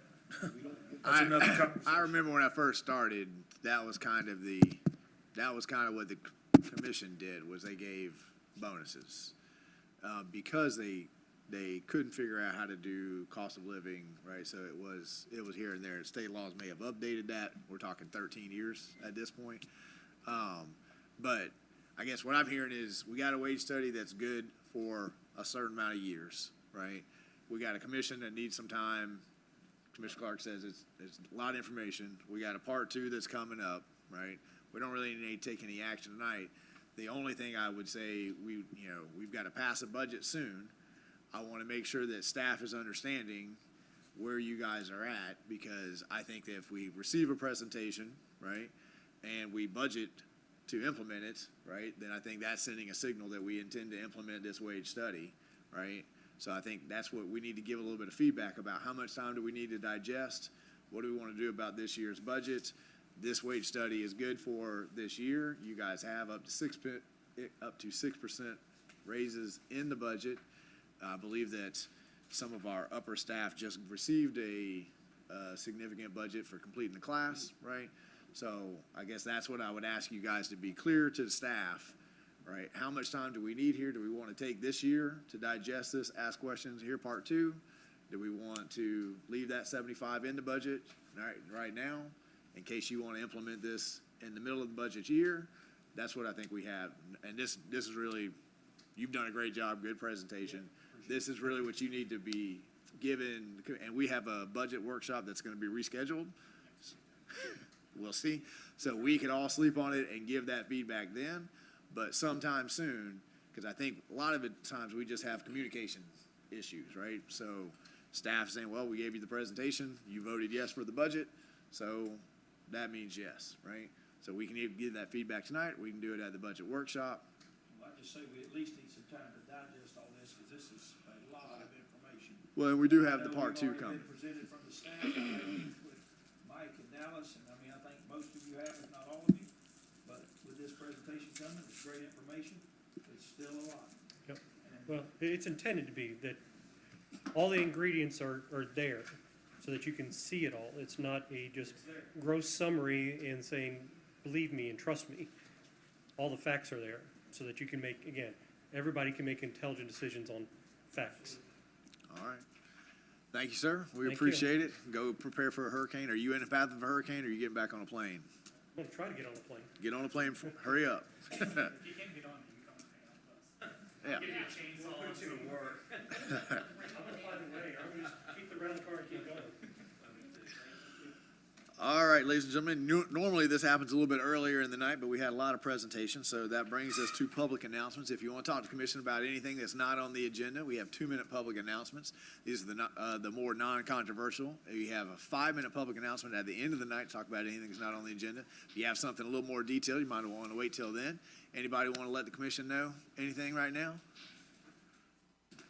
Come on down, ma'am. Good evening. It's good to see you. It's been a while. Good evening. Yes, I've been up under the weather for the past 2 months. Well, we're glad you're back. Thank you. Good evening. My name is Lisa Darling, and you all know me. And good evening, Mayor Marlowe and members of the dais. I wrote some things down. I'm here again as a concerned resident of my neighborhood, which I live in. I submitted some pictures and a complaint through the little app, and I never got any response to it. So I went up to the Little Red Schoolhouse to talk to the code enforcement, and this is when some action was taken. The code enforcer told me that the information that he received, he deleted it, and not knowing why he deleted it, but I did ask him to go out again to check the residence where I live at. And I forgot to say this, I'm excited about all the things that are going on in Newberry and all the improvements. So they did get one of the cars moved. However, the residents are still parking on the sidewalk, which makes it people can't walk on the sidewalk. They got to go around the cars. And then across the street, there's a car. There's still some abandoned cars that are there. The neighborhood looks very bad. So this is this is what I'm asking. I pray that your team continues to listen and work with the citizens of Newberry. Lastly, don't forget about the old Newberry. We see all the improvements that are coming with the new residents and areas around here, but don't throw the baby out with the bathwater. Continue to look at the old Newberry. We want to keep it looking good, and I ask the mayor and the city commissioners to take this into some consideration on how to approach this matter and be serious about it. Thank you, ma'am. Thank you. We appreciate that. Dallas, you're still kind of the point man on our city app. I've had the same thing. When I report things, I never get any follow-up either, and I thought we had addressed that in the second rendition. So if you could just follow up. I don't know what the communication should be, but I think an email saying, hey, we received it, we're on it, that kind of thing, but I never get. Yeah, Mr. Mayor, you're definitely supposed to get that feedback. If it happens, let me know so I can look at it in real time. I've never gotten any feedback. Oh, ever? Okay. Yeah, and I'm not a prolific user of the app, but I make a lot of videos. Gold star user. All right.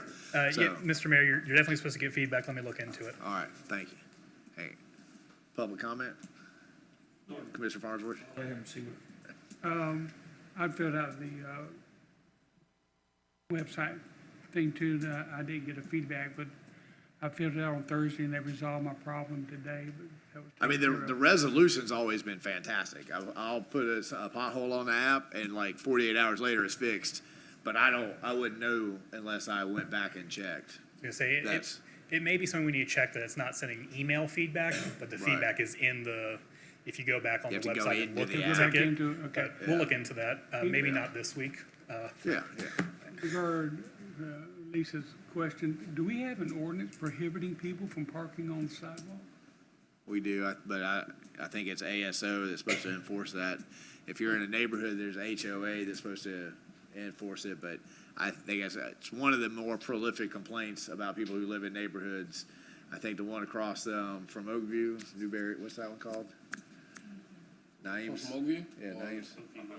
Yeah, I don't think the car literally can't, right? There's not enough space. Yeah. The car's gonna be on the sidewalk, so. It's almost in every neighborhood though. Yeah, yeah. Well, they Everybody pull up in has, there and everybody has park. long cars, everybody has more cars than they can fit in the garage, you know.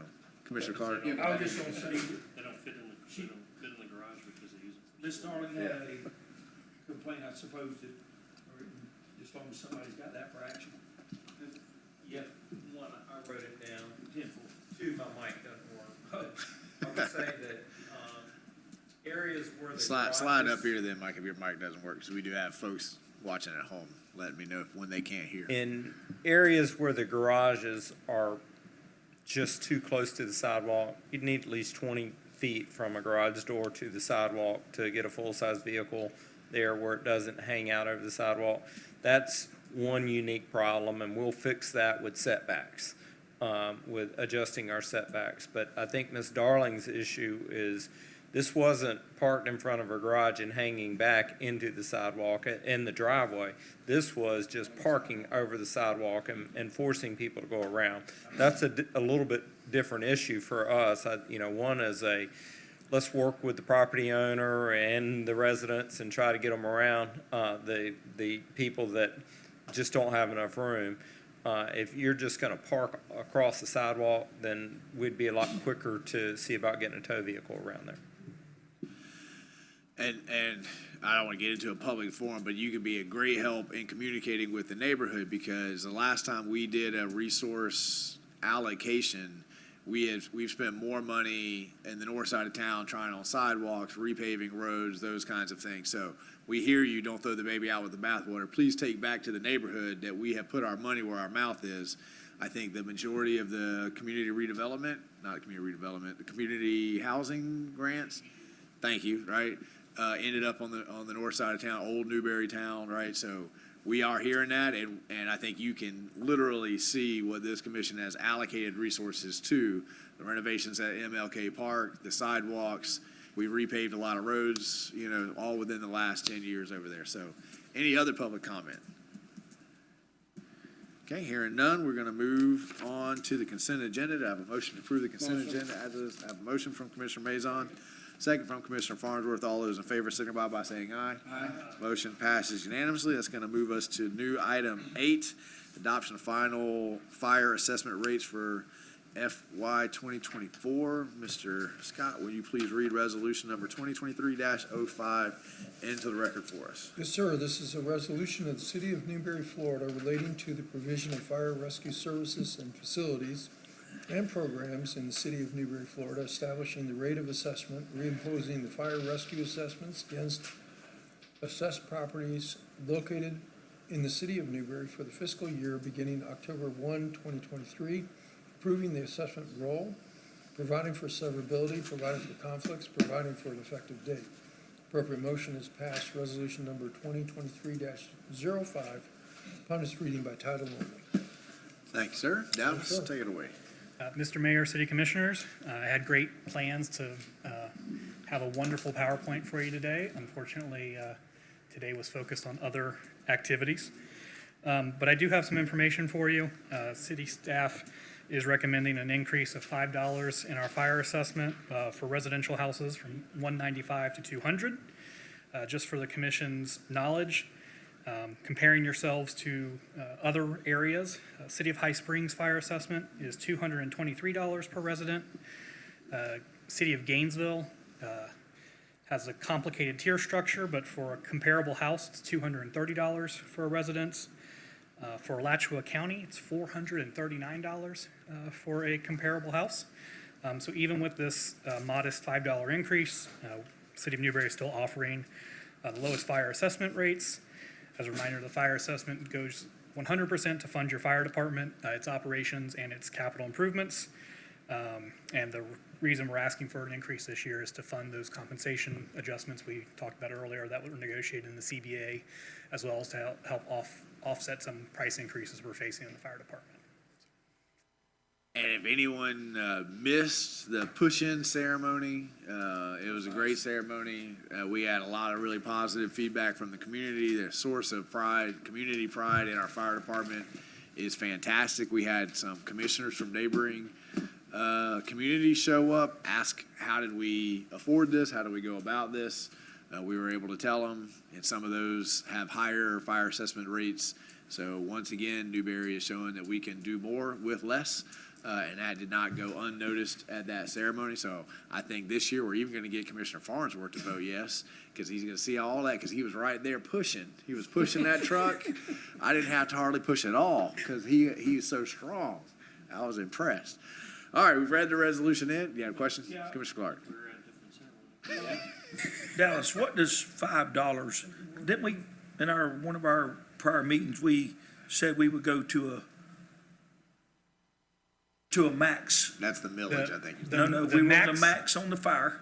Correct. You set the preliminary at. We set the preliminary. What was our max? The $5. Oh, the 200. You have set by ordinance, your max you can ever go to is $225. Okay. But for this budget year, you set the max So at 200. when we were doing the push-in, it was brought to my attention, and I'm sure as it is to everyone, that, you know, we do take pride in our fire department. You can just see the equipment they have. But somehow we budget a $800,000 truck with no fire hoses. So we're getting new equipment there, but my question is, that's irrelevant. I know we'll make it somewhere along the line, but will the $5 pay for this $40,000 we needed for the hoses and the $60,000 we needed for the equipment? Mr. Mayor, at the last meeting, when the commission approved the debt for the fire truck, we approved $882,000. That difference was to cover that equipment that the truck needed.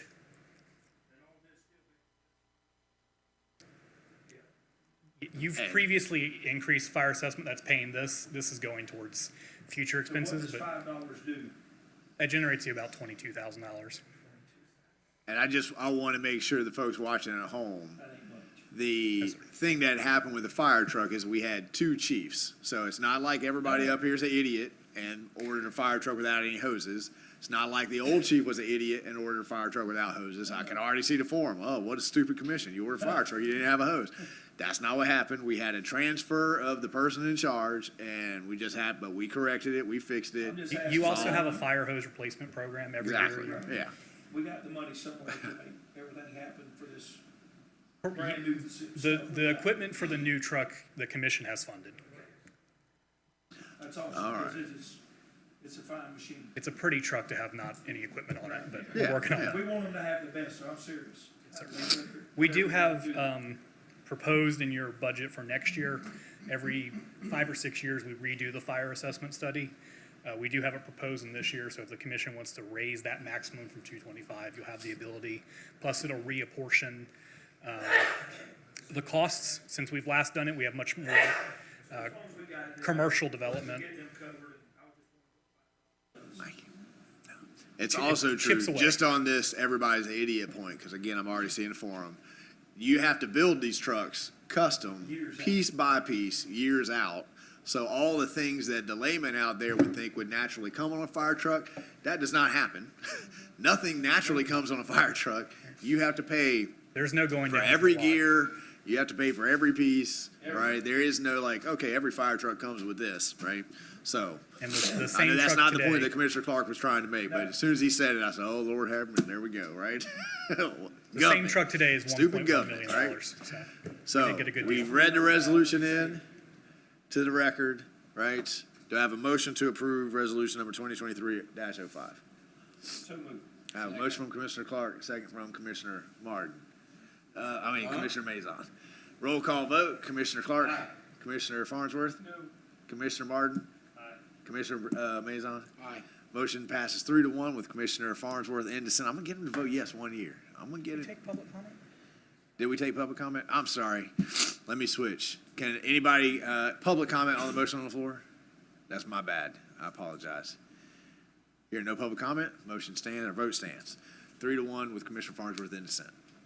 Are you up next again, Dallas? Is that what's staying there? Well, I clicked, there was nothing left. All right. Scott, would you please read on first reading ordinance 2023-05 into the record?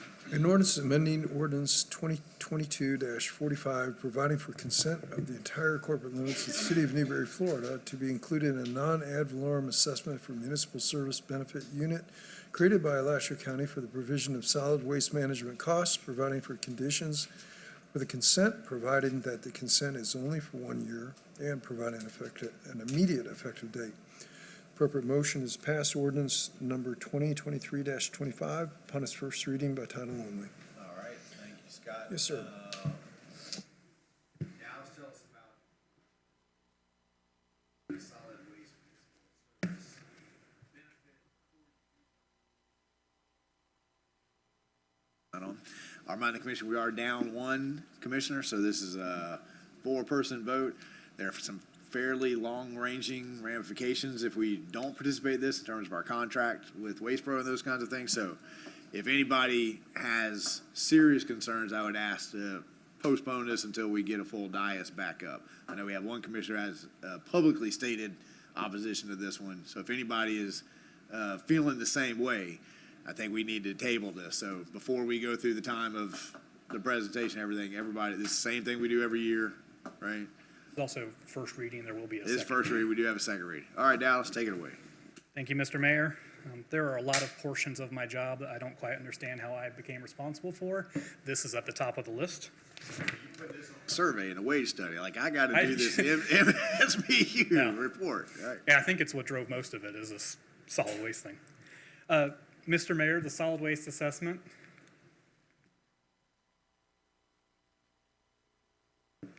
Thank you.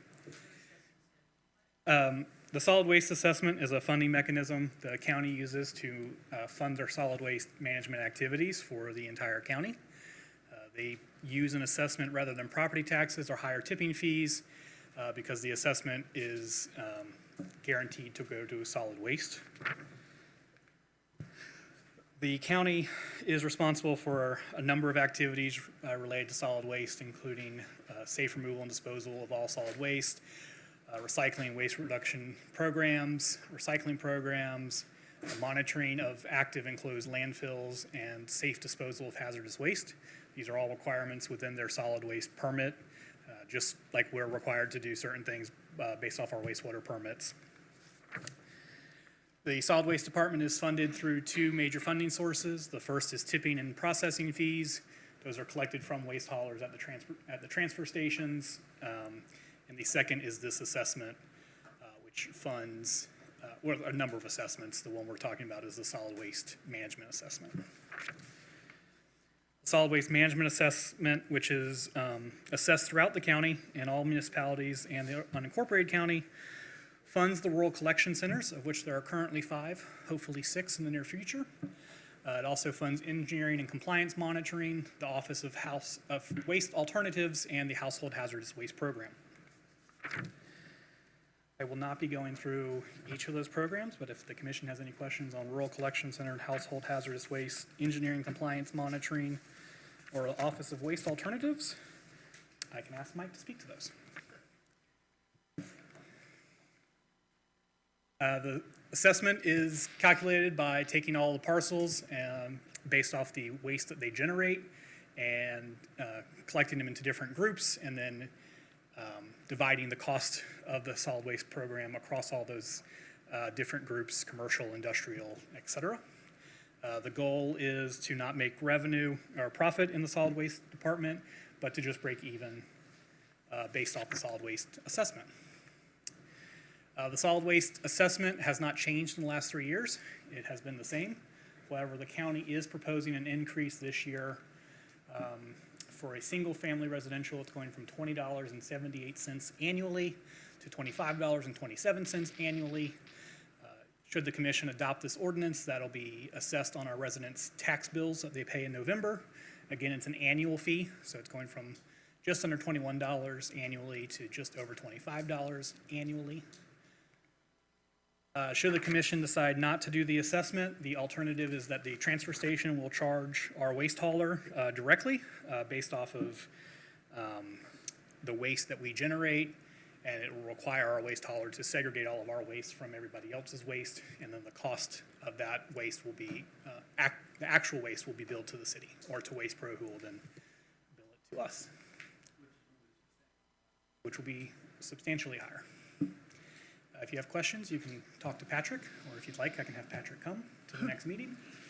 I have a question that's not about this, and it's been so long since I've been to the dump. I used to have to use that service fairly regularly. Do residents pay when they go to the dump?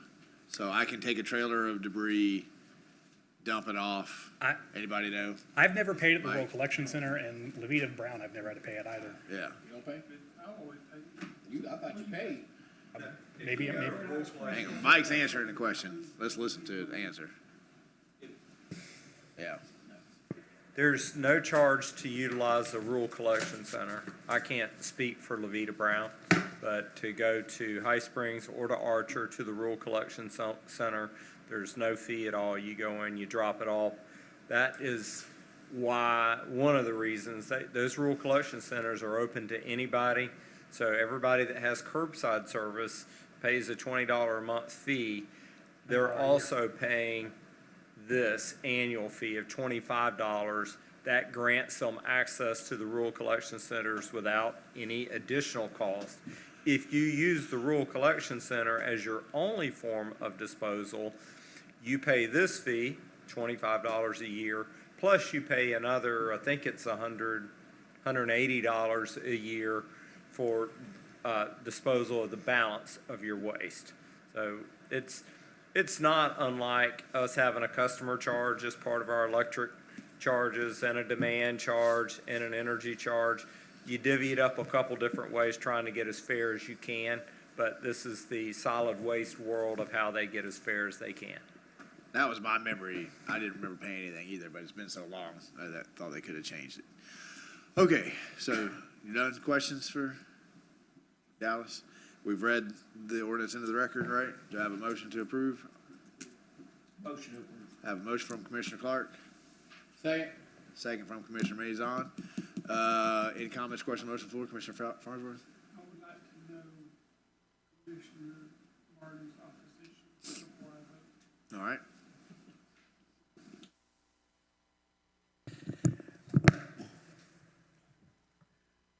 I don't like this for a couple of reasons.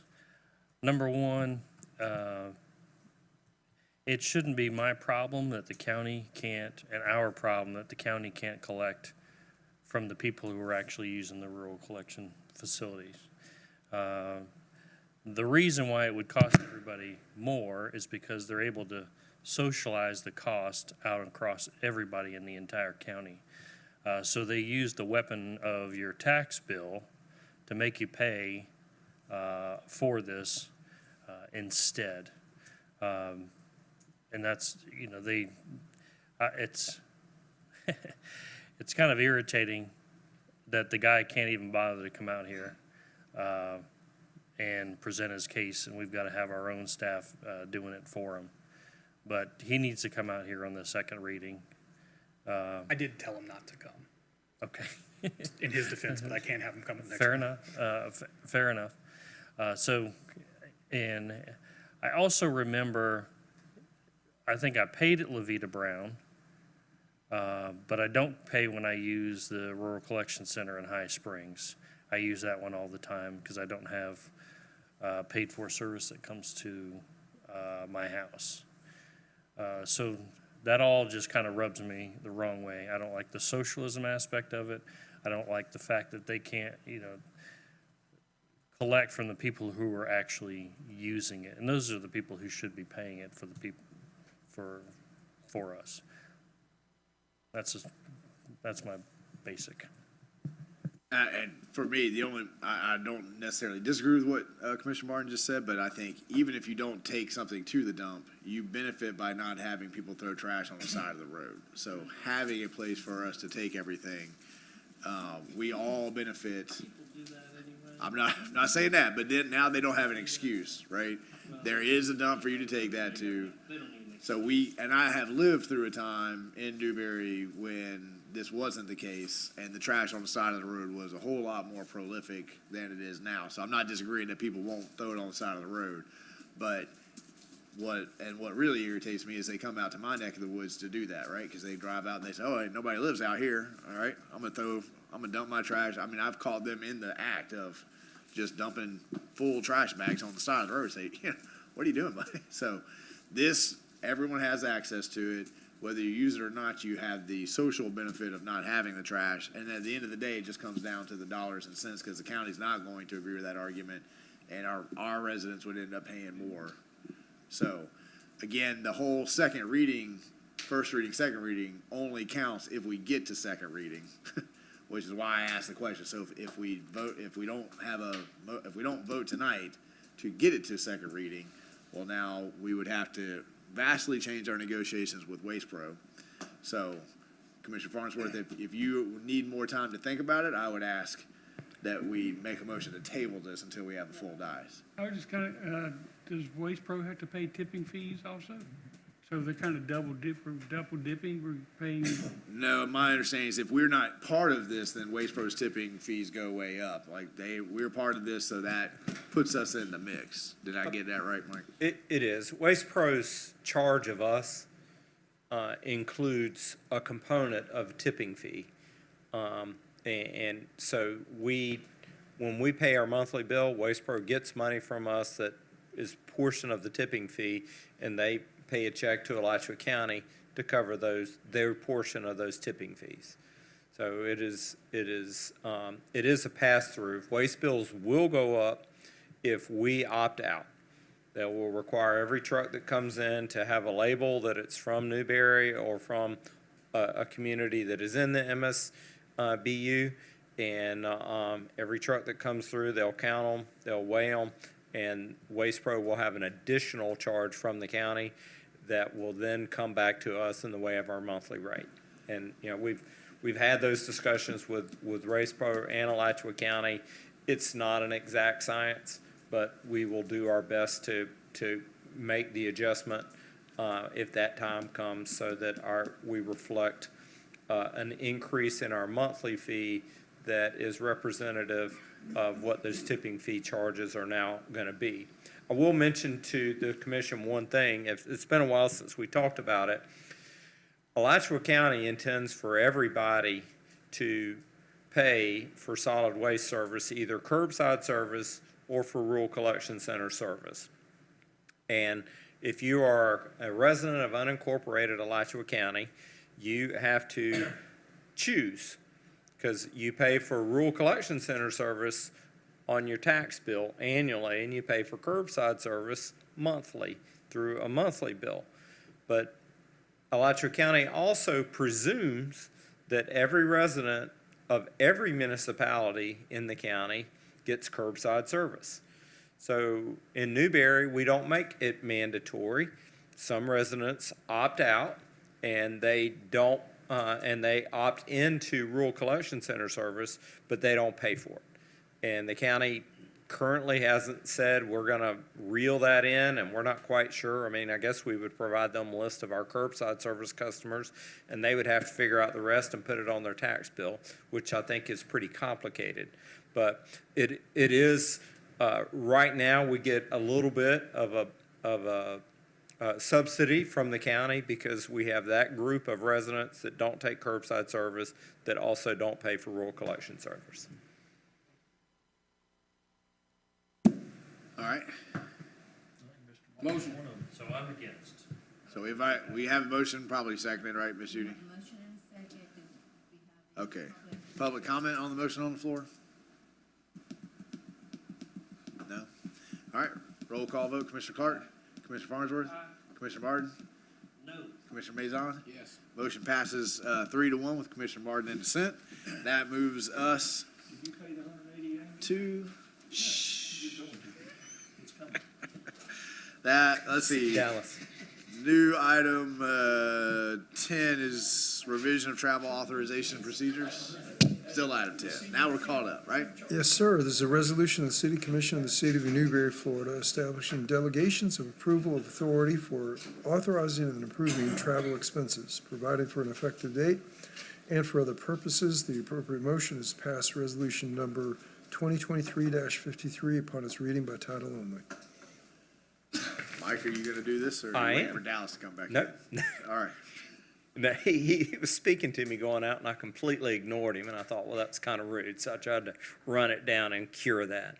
Mr. Mayor, this is, hopefully, we are just getting back to something that happened some years ago, many years ago, that we couldn't actually find that it happened. State law includes a provision about the approval of travel for government employees, including city employees, that travel has to be approved by the highest decision-making authority in the organization, which in our case is the city commission.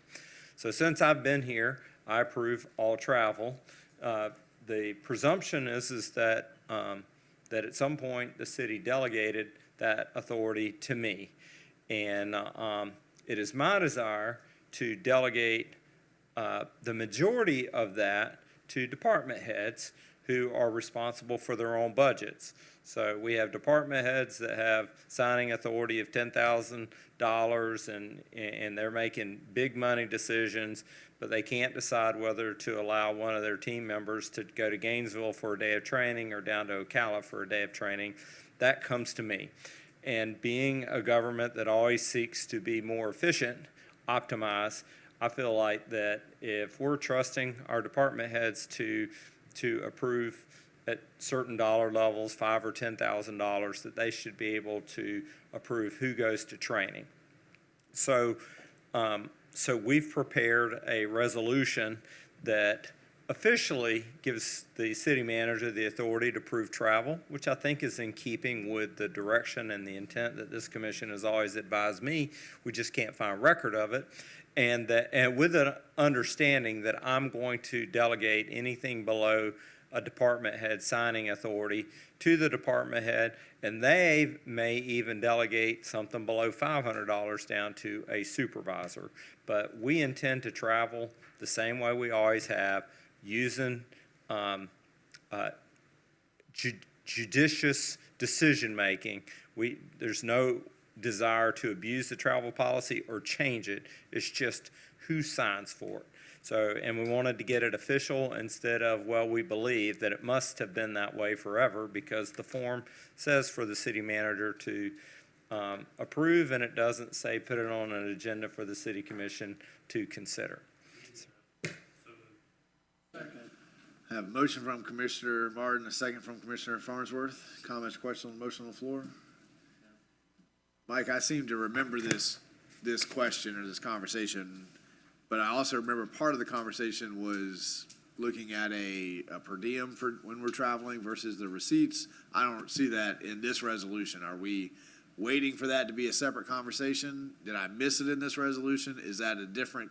I know that you're talking about who's approving, but I know that it seems like when we talked about this, we had some commissioners that were traveling, difficult to keep up with the receipts, didn't really work with the daily amounts we were given. Mr. Mayor, there is a complicating factor to just simply giving you a per diem for meals. And I believe it has to do with the way the state laws treat that as income. So if we give you $40 a day for per diem to handle your meals, then at the end of the year when you get your W-2, it's going to show up on there. And that's why we haven't completely switched to that. But it is, we understand it, and it is simply approving a travel policy. We can either make it optional, or we can make it, we can just say that that's the way we're going, but it does add that level of complexity to developing the W-2s, and people will have to claim that income on their taxes. Well, I don't get the sense that Dallas is coming back in, so He's not. We move forward with this right now, and then we got plenty of time to bring back this one part of it. I'm not sure that the tax things would matter to you guys, because we don't hardly get paid anything for doing this job. It may affect employees who have to travel on a lot more basis. I don't know if you can differentiate, but let's bring that back sometime in the next 6 months and talk to the commission about it. So I have a motion probably seconded. Public comment on the motion on the floor to update the travel policy. Hearing none, all those in favor signify by saying aye. Aye. Motion passes unanimously.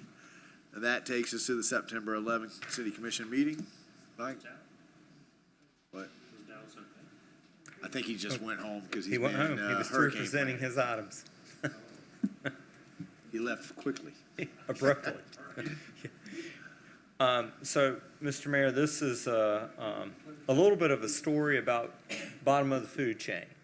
There's another, speaking of state laws, there's a state laws that says that decision-making boards in local government can't have their budget hearings on the same night. I assume once upon a time, somebody got together and said they have all these controversial items. Let's all do it at the same time, as far apart as possible, so that we can minimize the amount of criticism. And the legislature responded saying, you can't do that anymore. So the school board scheduled their budget hearing on Monday, September the 11th, which is the night for our regular meeting, and we are preempted. So we moved the meeting to Wednesday the 6th. I don't even know all the reasons behind that, but that was the night that was chosen. So the question for you guys, it's not a huge one. The question for you guys is, do you want to keep the Wednesday, September 6th meeting to a budget hearing only? We do our budget items and we all go home. And then we would have our regular meeting on the 11th, Monday the 11th, but we won't talk about the budget. Or do you want to just do all of our business on Wednesday the 6th? We'll cancel the meeting on Monday the 11th, and we'll do it all again at the second meeting in September.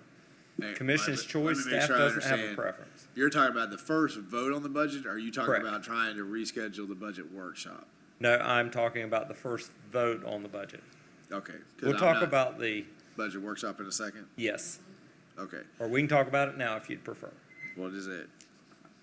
It's not Now even it's- an agenda item right. because of the way it came up. Well, I mean, I think that that's irrelevant to this. So if you guys want to have a wrap-up budget workshop, which I know that we've, it's been hard for a lot of you to make it to a lot of the budget workshops, so it might be beneficial to have one last meeting where you kind of hear it all. Especially if we have questions or changes about the wage study that we want to implement, it might be good to give that information to staff in a more of a workshop type format. If you think you don't need that, if you think that we can communicate ahead of time, but because I mean September the 6th is right around the corner and we got a hurricane in between. So if Whenever we, you asked to do it, and the reason I say it, Mr. Mayor, I'm actually, if this thing blows through and I don't have to stay, I had plans to leave on the,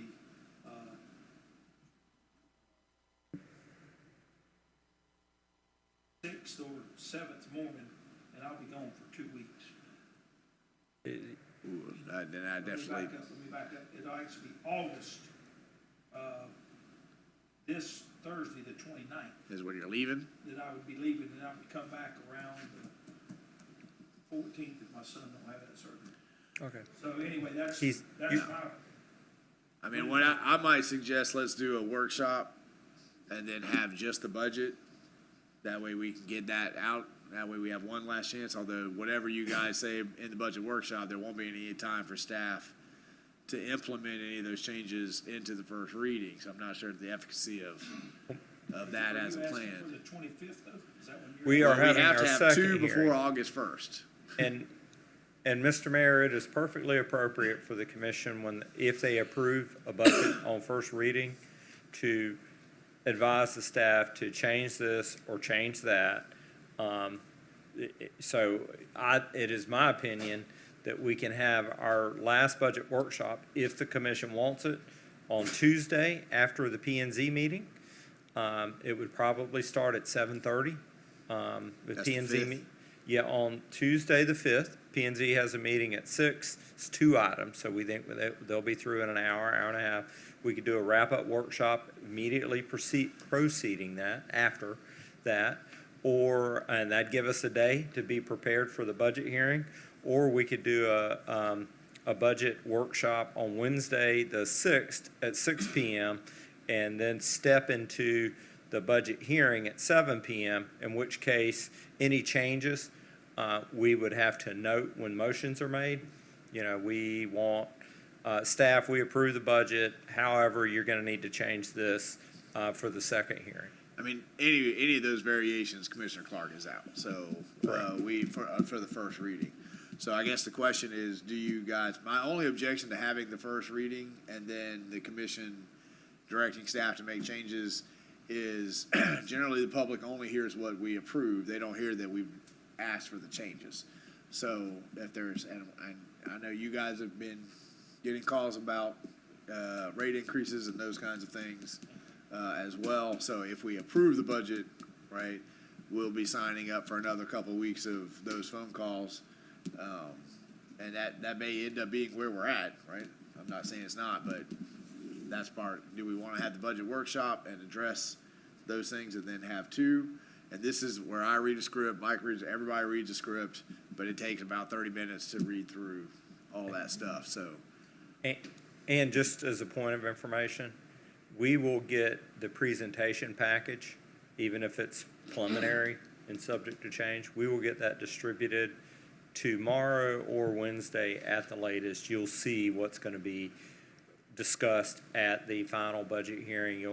It should be a wrap-up of everything we discussed in the prior hearings. okay, let's do this one at a time. Head nod. Commissioner Clark, you're out. Who wants to have one last final budget workshop, or would you rather just get it in an email? If we'd have one, I would say we do it after the P&Z on the 5th. I can guarantee that we can start it at 7. One last budget workshop, September 5th.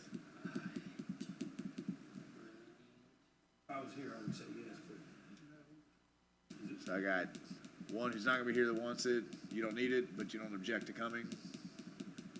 I'll come. And you got one that wants one. Yeah. Why don't we just do it all on Wednesday the 6th? Then you gotta be at 6 o'clock. I'm gonna make that. Yeah. I have a better shot at making it 7:30. We're here to please. We're happy to do it all. This is a wrap up, so think I wish we had Commissioner Coleman I'm trying here. to go offline myself, since I'm gonna not be here, and maybe talk to Mike or Dallas or both, and offline. I mean, the one thing, if we have the This budget is a workshop, This is nothing, I mean, even, strictly information. yeah, but when we have a workshop, the camera's on. So even for the commissioners that have missed the workshops, they have the ability to watch the video and listen to questions and answers. Yeah. So I would say, let's have the workshop. Any commissioner who can or can't make it is fine, right? It won't be like any of the other workshops. You know, whoever comes, and then whoever's not able to make it can watch the video. And that way our residents have one last shot to show up and advocate before we're voting on the budget for whatever they want to advocate for. Because that's, ultimately, that's what it's about, right? Roughly 7 o'clock on the 5th. 7 o'clock on the 5th. And 7:30. budget hearing, which is 7 o'clock Well, on the 6th. it'll follow the P&Z, so, follow the P&Z. Okay, and now the second question was, on the 6th, do you want to move the commission meeting from the 11th to the 6th, or do you want to just focus on the budget on the 6th and still come back on the 11th? I think if it's possible, I would say get it all done, right? Get it all done. Mr. Mayor, do we Yes. know how much is already on the agenda for the 11th? I can't tell you everything. I would say there's nothing majorly pressing that we can't either get done by the 6th or it won't hold just fine till the 25th. I mean, generally when the meetings where we have the budget, Right. because that process takes so long, we try to keep it fairly light. That is Commissioner correct. Coleman is good with the budget workshort on the 5th. So that's at least 2 commissioners that would like one. Anybody else that If can it's show short, up. if it's short enough, and we're not gonna be here till 11 o'clock on the 6th, I would say just combine it all to the 6th and cancel the 11th meeting. I got one head nod, thumbs up. Commissioner Farnsworth?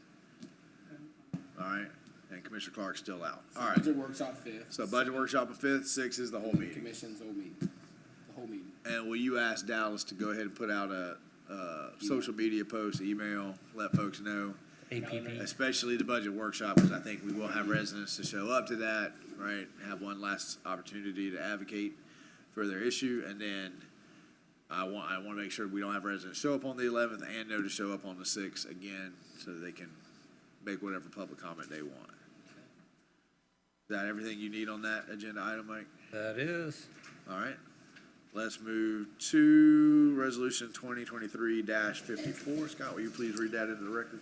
Yes, sir. This is a resolution of the City Commission of the City of Newberry, Florida, declaring a local state of emergency for the City of Newberry pursuant to Section 252.38, subparagraph 2 of the Florida statutes, due to the threat of Hurricane Idalia, providing for waiver of procedures and formalities, delegating authority, and providing an effective date. The appropriate motion is passed. Resolution 2023-54 as read by title only.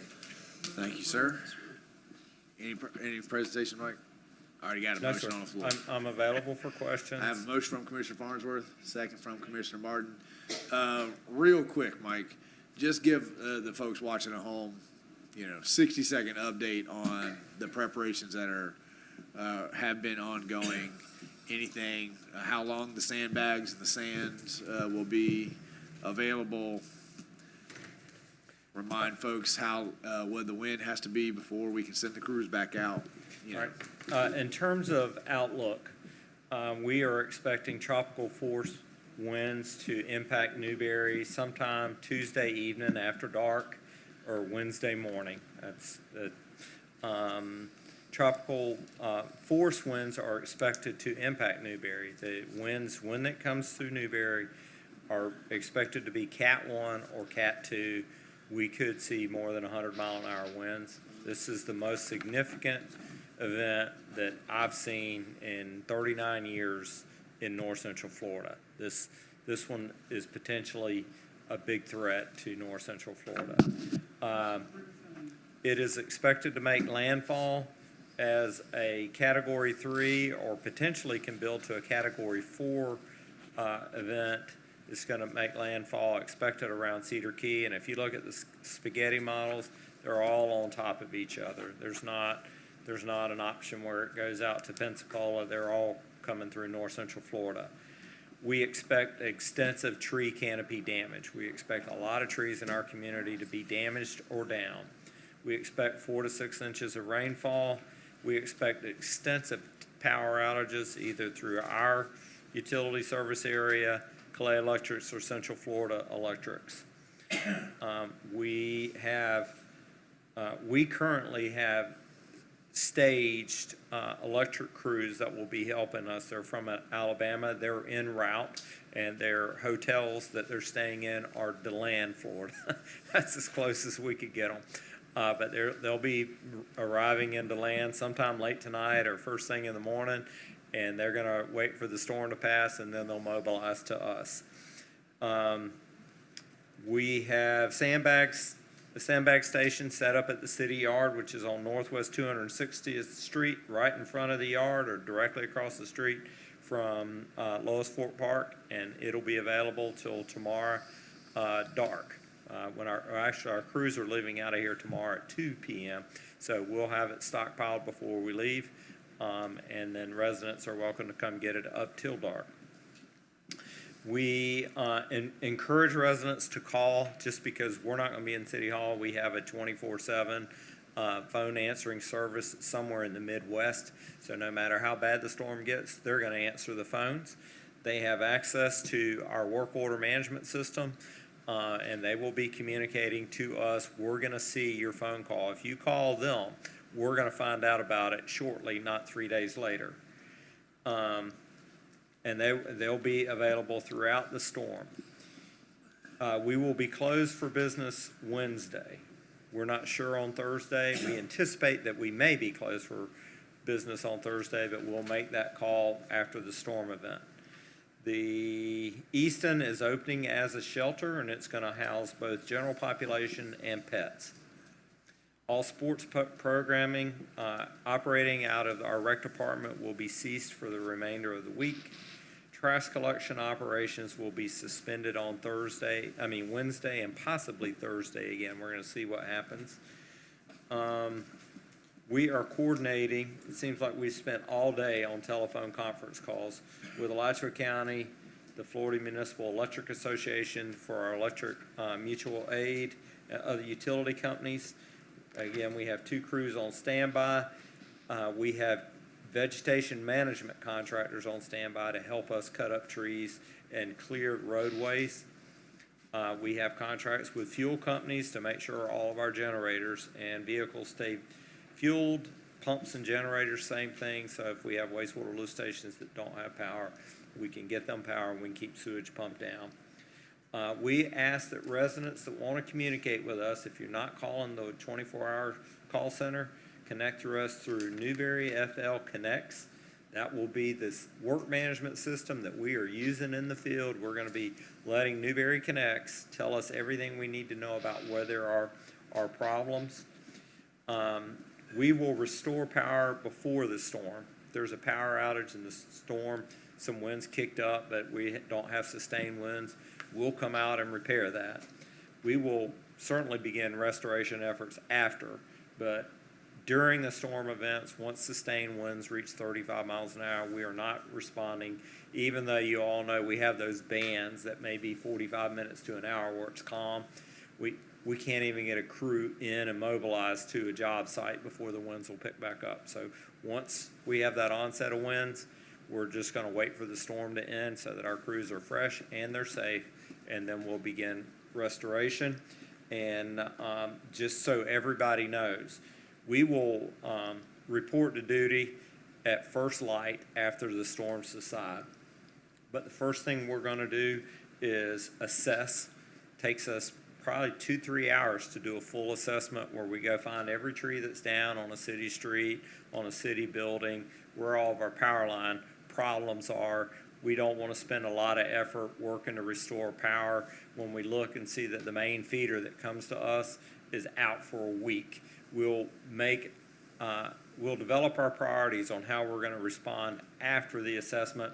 So if you don't see a crew putting an electric line up in front of your home at 7 a.m. on Wednesday morning, that's because we're assessing and just want people to feel comfortable that we're on it. We've got extra resources that are on it, and we're going to stay here until everybody's power is on. We think this is the best job of storm prep that I've ever seen, because when I went home from work on Thursday night, no one was talking about this storm on my team, and it kind of cropped up Friday that, hey, this is going to be something, and we thought it might be a tropical storm. And we started communicating, as a staff team. I was communicating with you as well. But by the time I got to work on Monday morning, most of it had been done. So over the weekend, Jamie and Dallas and Travis before lunch. And pets are welcome. Why is that a big deal? Well, it gets to capacity. So I guess they just want to make sure everybody has an equal shot at getting there. But we can also open up Oakview, but that's a county decision if we need it. But right now it's just Easton, because Oakview is also an emergency shelter. Correct. And we are also coordinating. They think that we will be doing food and water distribution. This one's something we haven't done as part of a storm event, at least as Newberry. We've done it a few times between us. But we think that one of the schools will be the best campus, because a nice big circle drive is a big help, and Easton, we think, is going to have a lot of people at it. So we're probably going to try to coordinate with the schools. We think Oakview is the best school to do a food distribution, but that's a detail that we'll work out after they make the final decision. Red Cross really heads those up. It's up to us to coordinate and provide them space when that decision is made. Okay. Thanks for the update, Mike. I appreciate it. We have a motion and a second. Public comment on the motion on the floor. Declare a state of emergency. All those in favor signify by saying aye. Aye. Motion passes unanimously. That brings us to comments. Mr. Reed, you got any other comments now that we went through the storm prep? Yes, Mr. Mayor. I guess I'll come up there because my microphone is Mr. Mayor, the week of the 11th, I will be out of the office for 2 weeks. I will be out of the country and mostly unavailable. Yeah. Correct. So I wanted to get that back on the commission's mind. We have plenty of capable staff that will be available and at the commission's disposal, but I will miss the meeting on the 11th. I will not miss the meeting on the 25th, although I expect a considerable amount of jet lag. And so if you guys are having to, nudge me, I won't be offended. I'm going to do my best not. Hope you're not planning on the airlines running on time. That's a struggle. On the 6th. We are not having the meeting on the 11th. Not on the That's 11th. correct. 25th. Yeah, my mistake. I Yeah. shouldn't have said that. And let me see if there's anything else. And I know this, given all that's going on right now, but next Monday, the 4th, is Labor Day. It's a regularly scheduled holiday, and it will be closed for business on a regularly scheduled Labor Day. And that Labor Day is one of the holidays that trash doesn't run. That's always a hard one for me. Some holidays they run and some holidays they don't. It really depends on Levita Brown. And Levita Brown, I think, closes down for five holidays a year, and those are the ones, but Labor Day is one of them. Thank you, Mr. Mayor. That concludes my comments. Thank you, sir. Mr. Attorney? All right. Madam Clerk? I would just like to say, everyone please prepare, take precaution. Thank you, ma'am. We appreciate it. Commissioner Clark? I know, like I said, I will be, depending on what this storm does is when I'll leave. But I'll say that I'm available too, Mike, as a worker. I mean, I may be sitting up here tonight, but I'm able-bodied to ride lines to help you do something, to check things, anything. I got plenty of them. No. There's a standing contest, and I think I'm pretty much the Hurricane Victor every year of how many roads are cleared by an elected official. Well, so I mean, but we're all I'll win supposed to this get the one, Mike, chainsaw out. I'll win this one because if 30th and 202 are in the indication, although we have been trimming out there, I'll take my tractor and clear them, and I'll count each one. No, tractors don't count now. It's got to be chainsaws and muscles. You got to be smarter than what you're working with. But anyway, I am seriously, Mike. I know we all are. Phone call if you need something. Like I said, I'll work my side, do whatever we got to do to help each other, and by phone we'll communicate that. But everybody stay safe. Power lines are a big deal. If they're down, do not get near them. I don't care if they look dead or not, because a lot of people don't understand them. It'll kill you. So, and generators are important for our linemen to not backfeed to kill our linemen. So if you got a generator, make sure you do the right thing and kill your main breaker. I just want to, can I say to his comment? Okay. The only person in Newberry, resident, that has helped address a place by taking 2 employees in a golf cart in pouring rain and measuring out where each 75-foot marker was along the road is him. He's riding in a golf cart. Now I'm talking about picking up trees. I'm talking about getting out in. Yeah. Wow. I'm there if you need. Commissioner Farnsworth. Any comments? God bless America and Semper Fidelis. We changed it up this year. All right. Yeah. All right. Which future president crossed the Delaware River before Washington and was also wounded at the Battle of Trenton? Ooh, which future president crossed before Washington? Madison. Close. Monroe? Ooh. I was thinking Monroe too, but all right. Nice. I like it. Is that it? Commissioner Martin? I have a hard hat, and my vest from my last tenure clearing trees. And I will be available. I cleared my schedule for the rest of the week. Commissioner Maison, it's a high bar we set up here. High bar we set up here. That was a high bar. Yeah. I'm available whenever anybody needs me, so I'll be there. How many chainsaws you got? I got yours. With you on it. I got yours. That's it. So I have a riddle. Okay?